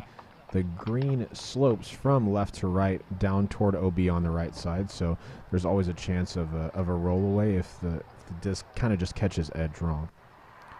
We're going to move over to hole number 16, where we've caught up with Sarah Holcomb on the downhill hole number 16, 375 feet.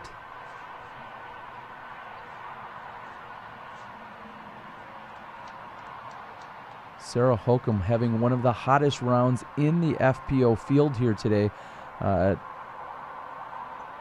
Looks like she is 2 under par. With that birdie, she moves to 2 under par, that is.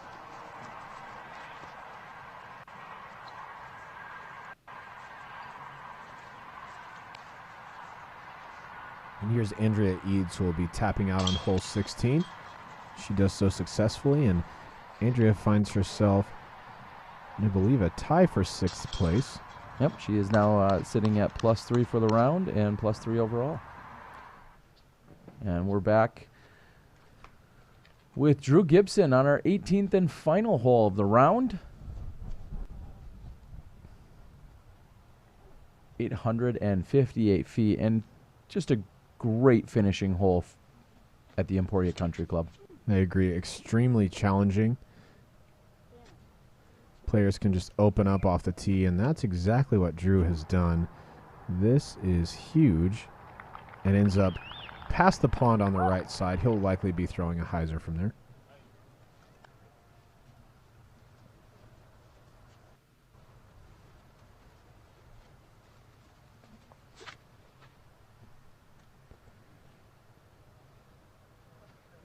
Ricky Wysocki's drive is a bit lower line drive, and that's going to skip over to the left side. He'll be close to that shelf that provides advantageous footing for your approach to the green.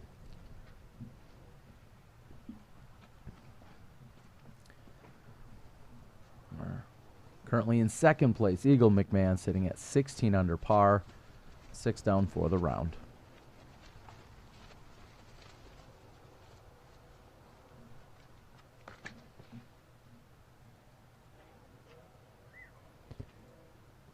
Eagles put quite the move on this disc. That's going to be well past the shelf.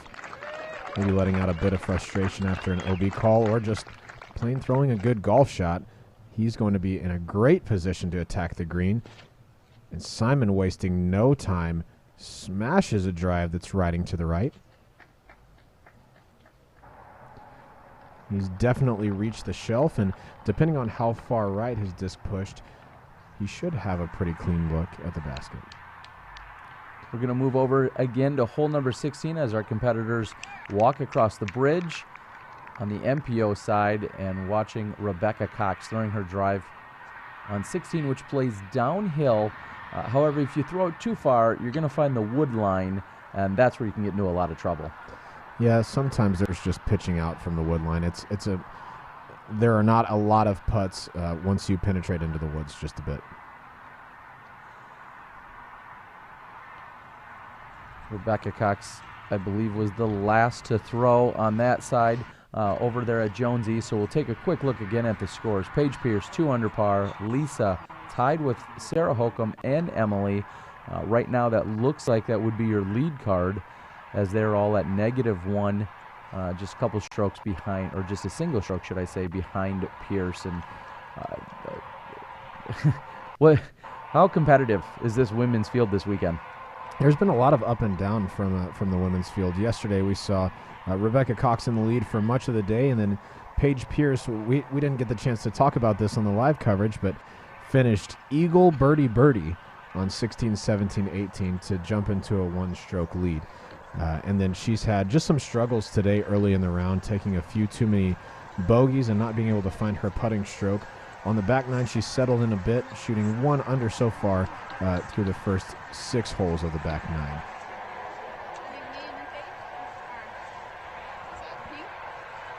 And I think we can come back now and see some more of the action.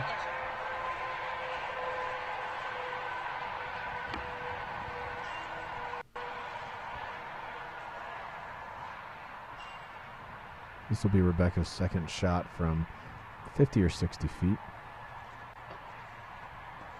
She leaves it just low, but stays out of the wood line, so she should have a relatively easy cleanup for her par 3. Lisa doesn't mess with the wood line at all and just lays up. No, that seems like a very smart and conservative play. We'll move over to Ricky Wysocki on hole number 18, going big, trying to play that wide hyzer.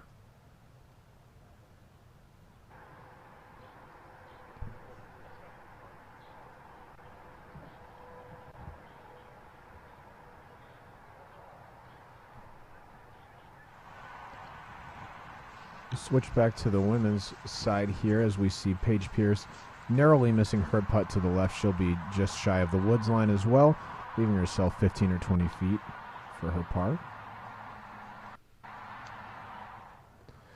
Back on 18, here's Drew Gibson throwing his second.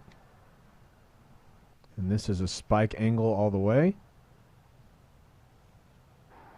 He's come up a bit short of circle 1. I think that's going to be 45 or 50 feet.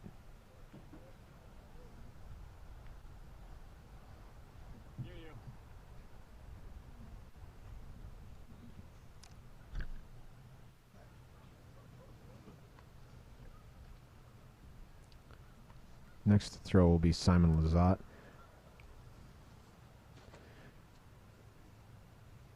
Simon opts for the high hyzer as well, spiking into the green. He's come up a little inside of Gibson, but likely still outside circle 1.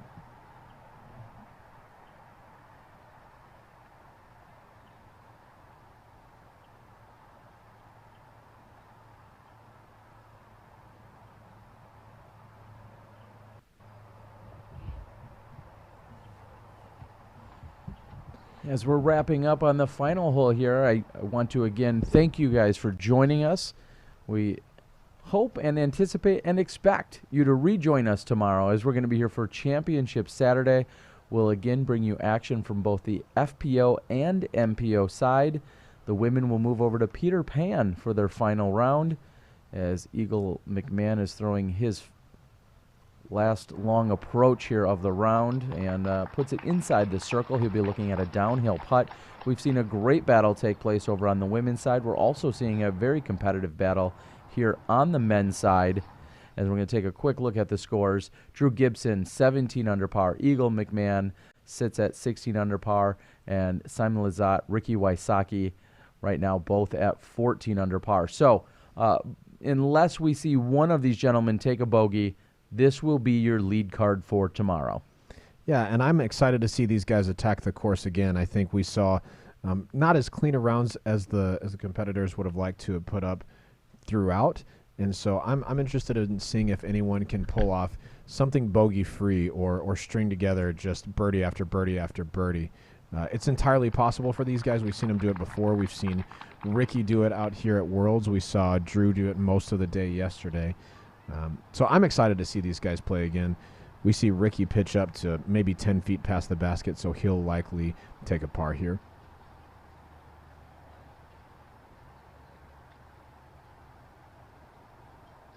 Simon Lizotte, I believe, is actually looking at his phone. He's probably looking at udisclive.com right now because he wants to know where he stands, and sure enough, he just quickly runs up and pitches under the basket. He knows he'll be on the lead card. All he cares about right now is SmashBoxxTV and that international fame that he'll continue to grow. I've heard him say before, I checked the UDIS live scores and knew that if I just laid this up that I'd be in the live, so I laid it. That's all he wants. And Simon, we appreciate your the value you put in our live broadcast. Thanks for playing along. And Drew just splashes out on the left side, but 4 will be basically no harm, no foul here. Just Eagle to close his round with a 20-foot downhill putt. And he converts, so we will have a tie at the top of the leaderboard entering championship Saturday between Eagle McMahon and Drew Gibson, with Ricky Wysocki and Simon Lizotte 3 shots back, Nate Sexton 4 shots back, and in 6th place, Paul Macbeth 5 shots back of the lead. Tied for 7th, we're going to have A.J. Risley, who played a great round today, and Grady Shue sitting at 11 under par. Some very impressive play out there. Again, not quite as hot as we were anticipating, but still some very good scores out there. I want to recap quickly. The hottest round of the day, in fact, came from Nate Sexton. He shot that 8 under par for that round. That's going to push him to 13 under par. Not quite enough to jump himself onto that lead card, but he moved up 6 positions from 11th into 5th place. And then Drew Gibson and Eagle McMahon, second hottest rounds with the 7 unders, who were tied by Miles Seaborn and Colton Montgomery with that hot 7 under par. So that's what we're seeing. And then, like you said, A.J. Risley bumping himself way up there as well in a tie for 7th place with his 6 under par. Great round, A.J. Risley. We will switch back. Words are tough. I have to have words at least once a day. We will switch back to the women's coverage on hole 17 here at Jones East. We see Lauren Butler on the box. Hole 17 placed 405 feet downhill. I think you really only need to throw it 350 or 360 feet worth of power to get there. You see her finish to the right, just shy of pin high. Paige Pierce has her signature Lucid X Convict in her hand.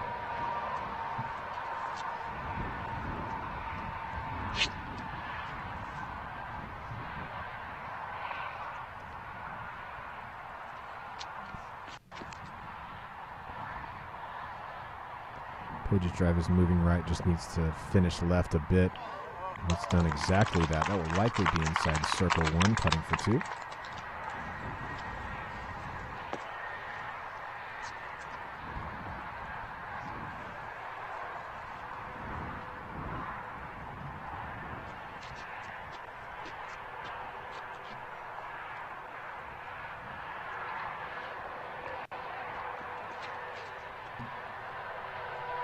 Wysocki has taken what looked like it was intended to be a flip-up backhand, but didn't quite get to flat the way that she needed. She'll finish a bit short and left, maybe 70 or 80 feet.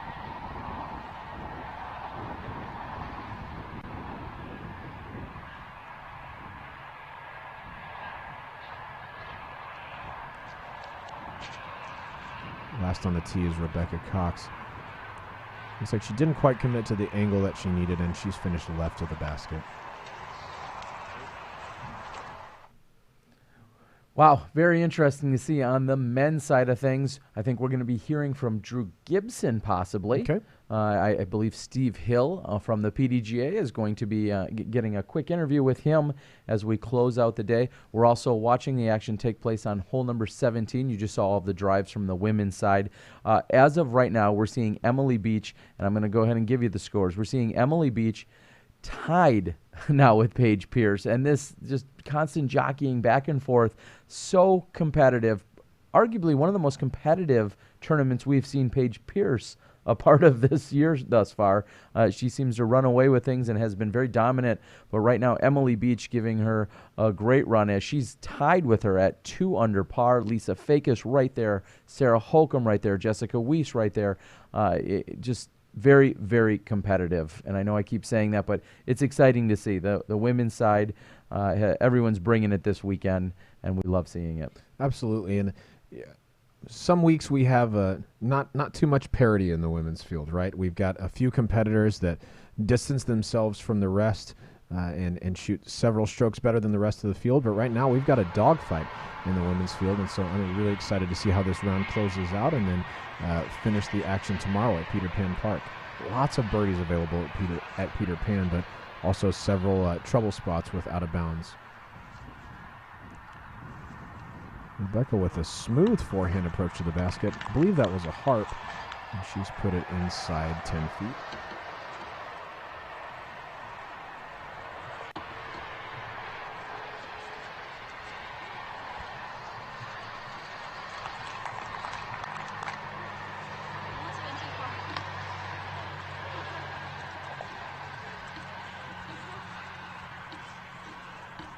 Lauren Butler had made a great putt back on hole number 16 a few moments ago. She'd love to do the same here on 17 and puts it up right next to the basket. And it sounds like in just a few moments, again, we're going to have Steve Hill along with Drew Gibson. And we'll wait for Paige Pierce. We'll look at her birdie attempt, and then we'll cut over to the gentleman over there.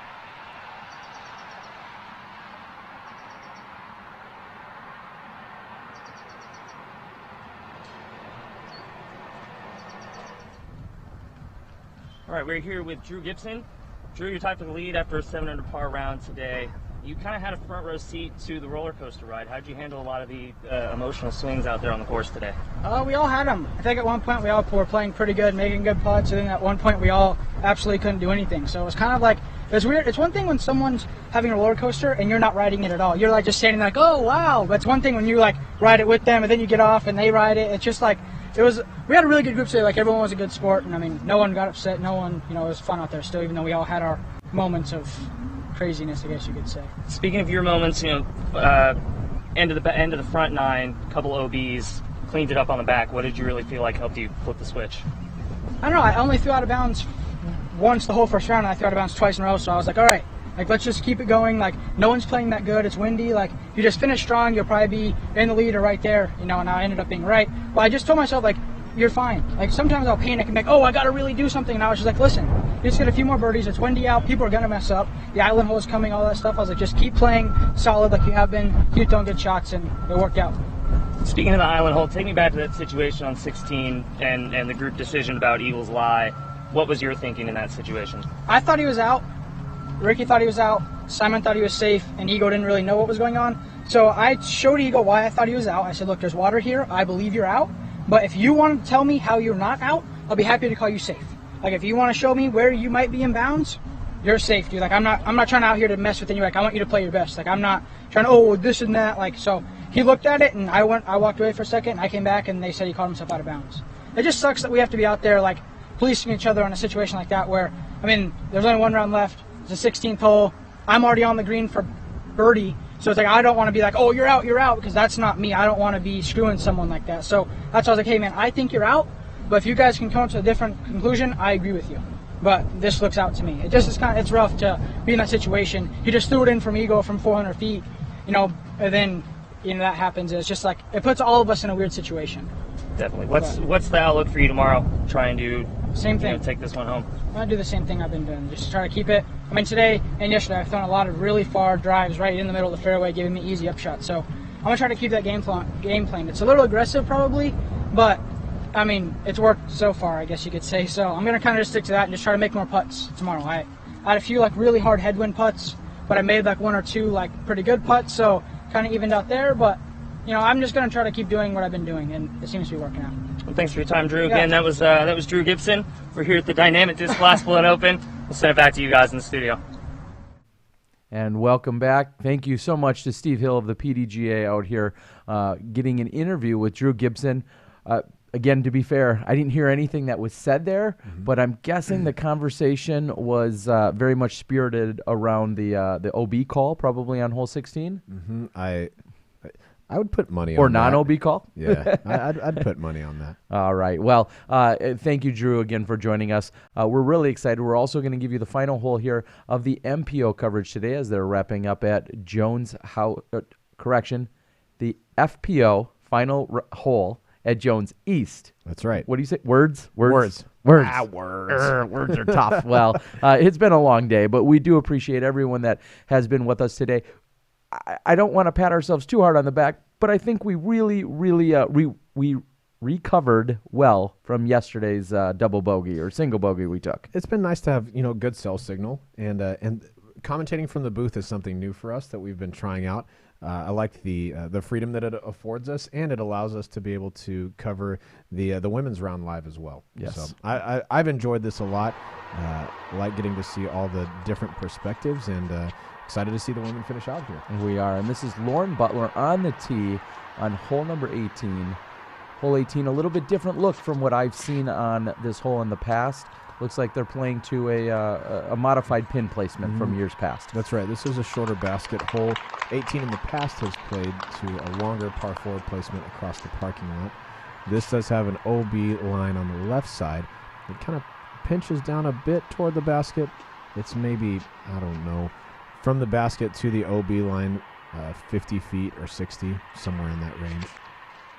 Paige has just played a straight mid-range with a bit of turn, and this is a beautiful flight. Wow. Wow, Paige Pierce, she's hoping to have that finish that she had yesterday. She finished really strong. Eagle, eagle, birdie, and today she's hoping to finish out with a birdie here on 18. Yeah, I'm a bit surprised she didn't take the big Anheuser out and around the tree in the center of the fairway, but if you're not hitting your angles very well, down the middle is a relatively safe shot. Here's Lisa Fakis, and she's throwing that same down the middle shot. She needs that to get down. It's leaking left a bit, but she's landed safe, so she should have an easy look at a 3. And last to tee will be Rebecca Cox. She's had a bit of a struggle during this back 9. Hasn't quite found a rhythm that she usually likes to play with. I think it's also fair to point out that if anyone thinks the earth is flat, I think our cameraman will prove otherwise here. Rebecca's line is nice, moving a bit right. Liking it. Wow. Great shot by Rebecca Cox. That's actually probably going to end up, 30 feet short or so, but that'll give her a look for birdie. Here's a word from our sponsor.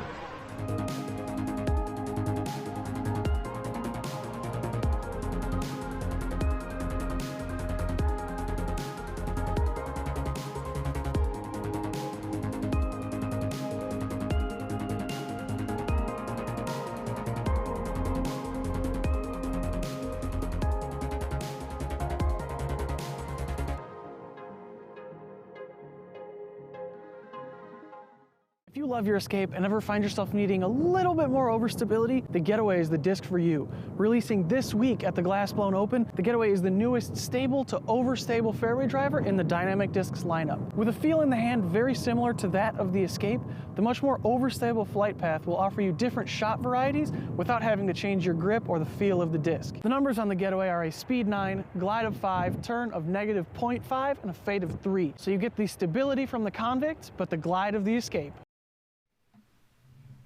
Robert McCall, Terry Miller, the Disc Golf Guy, back with you as we are watching the women complete their round over at Jones East. And we've got Lisa Fakis with a long jump putt here. This looks to be outside circle, too. It's almost going to be a little bit of a pitch up for her. But you can never really count out Lisa Fakis from just about any distance. She's got that nice nose-up flight that can get toward the basket and stall out, and sometimes fall in, but rather, most of the time, just stay kind of close. And as the women are approaching the green, let's take a really quick look. We'll see who we're going to likely find on this lead card tomorrow. And it looks like it may be set in Emily, Paige, Lisa, and Sarah. We're going to probably find on the lead card tomorrow. We'll see if a few of them can finish out with birdies. This is Lauren Butler from just inside the circle. And that was interesting. Well, she opts to lay up because there is some, you can call it what you want, shul, bramble, whatever term you like, right behind the basket, maybe 15, 20 feet, and if you happen to punch in there, it is exceptionally difficult to get back out.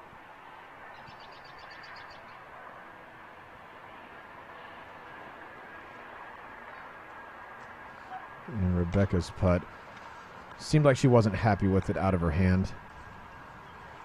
Tough round for her today.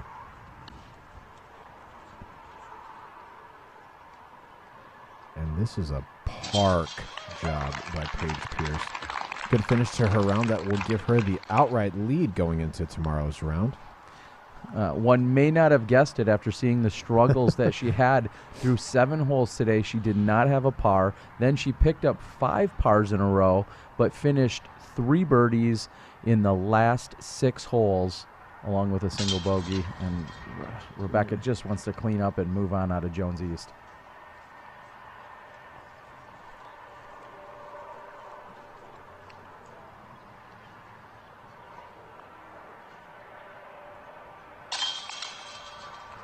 Lisa Fakis with the 3. She, as I said, will be on this lead card. We're going to have Paige Pierce, Emily Beach, Sarah Hokum, and Lisa Fakis tomorrow battling it out on the FPO lead card for this national tour event here at the Glassblown Open.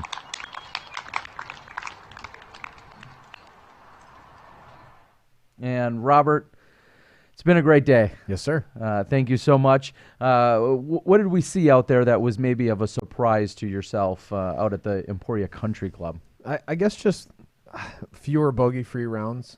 It's really tough to do out there. I mean, I don't think I've ever played a bogey-free round at Emporia Country Club. It's so easy from in here, though.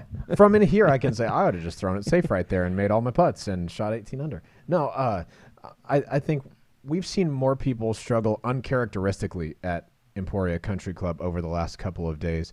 We've got some familiar faces rising to the top, and then we've got some familiar faces kind of dropping down the list a bit. And so interested in seeing tomorrow if they've got what it takes to kind of steal their resolve and get rid of the last 2 rounds, find some inbounds drives, make some putts, and make a charge tomorrow. Well, making a charge, moving up 26 spots. We have to talk about Colton Montgomery, who we saw in Arkansas just a few weeks ago. We saw him on the final round lead card. He shot a 7 under par, and I believe from my quick looks here, I believe he was the only competitor in the field to go bogey-free. That's what it looks like. And so thank you to you, Disc. But that's what will happen. You shoot a 7 under, bogey-free. You move up 26 spots. He's in a tie for 14, so he's not quite in striking distance, but you still have to love what they say is moving day, and that's exactly what he took advantage of. That's so right. Very exciting Well done. on the men's side. I know we're looking forward to a great battle tomorrow.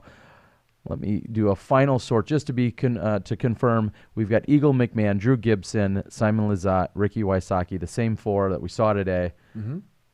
Should be a great battle. And on the women's side, to close it out, we talked about them as we watched them finish out on hole 18. I think possibly the biggest story has to be that we're going to learn who Emily Beach is. Today we saw a few fresh faces on the lead card, Lauren Butler being one of them on her lead card. But Emily coming up, and we'll see how she does. I think there's going to be some pressure as she's trying to challenge the 4-time world champion. And oh, certainly. Certainly. And that's a spot that a lot of our female competitors have been in before, where they're tied with Paige, or one off the lead or one in front of her. And in my opinion, Paige is one of the most intimidating competitors that I've ever seen, because you think she's out of it, and then she just reels you back in. And so now that they're on close to, I guess, level footing, I'm excited to see how Emily holds up under the pressure tomorrow. I mean, she tied for the hot round today, sharing that honor with Jessica Weiss and Sarah Hokum. Sorry, Sarah, I know that's not your name. Sarah Hokum at 2 under par. So excited to see hopefully some fireworks out at Peter Pan. Like I said, lots of opportunities for birdies out there. A little bit of trouble that you can find. So hot scores can be had. Well, there will be some scrambling if you are not dialed in. There's, like you said, plenty of trees. There's some obstacles, lots of opportunities for birdies, but you got to keep it clean out there. And so we'll see tomorrow who can do that, or who may have to, fight that scramble bus a little bit to see where they can finish out. But Paige Pierce right now in the lead, sitting at that 3 under par. So we're going to go ahead and close things out. It's been a really fun day here today. A little less stressful. Yeah. Overall, your hair still looks good. So thank you. I stayed out of the wind all day on all purpose day long in preparation for this. So no challenges there. But That's this amazing staff and crew and everyone here, the hundreds of volunteers and supporters and staff that help put this event on. here at the 2018 Dynamic Disc Glass Blown Open have made it run so smoothly with the 1,600 plus competitors that are here and all of the extra events. We've got to thank our cameramen out in the field, Gary to the O, Chad Inman, Rick Couchane, working so tirelessly, hustling around the course as you and I sit in these nice, comfortable disc golf answer man chairs. Of course, Johnny V at the controls. We want to thank, I'll go ahead and give the shout out, Verizon, AT&T. You guys stepped up your game a little bit today, and for that, we appreciate it, and all the other mix of things that can go right here. Bobby Brown as our director of media operations and everything else and beyond. Thank you to him and everyone else here. So for Robert McCall and Terry Miller, the disc golf guy, we'll see you tomorrow for the Championship Sunday at the 2018 Dynamic Disc Glass Blown Open. We'll see you then when you step inside the Smash Box. Ricky Wysocki here, two-time world champion. Just glad to announce that I'll be using the Dynamic Disc Backpack Cart LG by Zuka for the remainder of the 2018 season. I'm real excited about it. Now let's check out some of the features. First of all, I really like the tall seat. Being a tall person, it's really nice and to be able to sit down and be this high off the ground. I like the LG version because the framing is wider, so you can have a lot of access to the pockets. For example, the top pocket right here is really accessible. Just lift the handle up. The framing doesn't really get in the way. Get access to your clothes, jackets, whatever. Now let's go to the back and check out some of the back features. I really like the foam tires. They prevent flats. Out there on courses, you never know what we're gonna run into. Got the 2 water bottle holders. I really like that. I drink a lot. They got the dagger pocket. Gotta love the dagger pocket. Got the putter pocket right here. I always put my daggers in there. The mini goes there. You can put phone in there or whatever, but there's a nice pocket, nice storage right there. Clipboard and a couple other pockets here that add a lot of easy access. The last thing is gonna be the umbrella holder. I really like the umbrella holder. You can put your umbrella here and sit down on rainy days. I'm glad to have the functionality of a bag and the luxury of a cart. All in all, I'm excited to have this thing out there on the course for the 2018 season.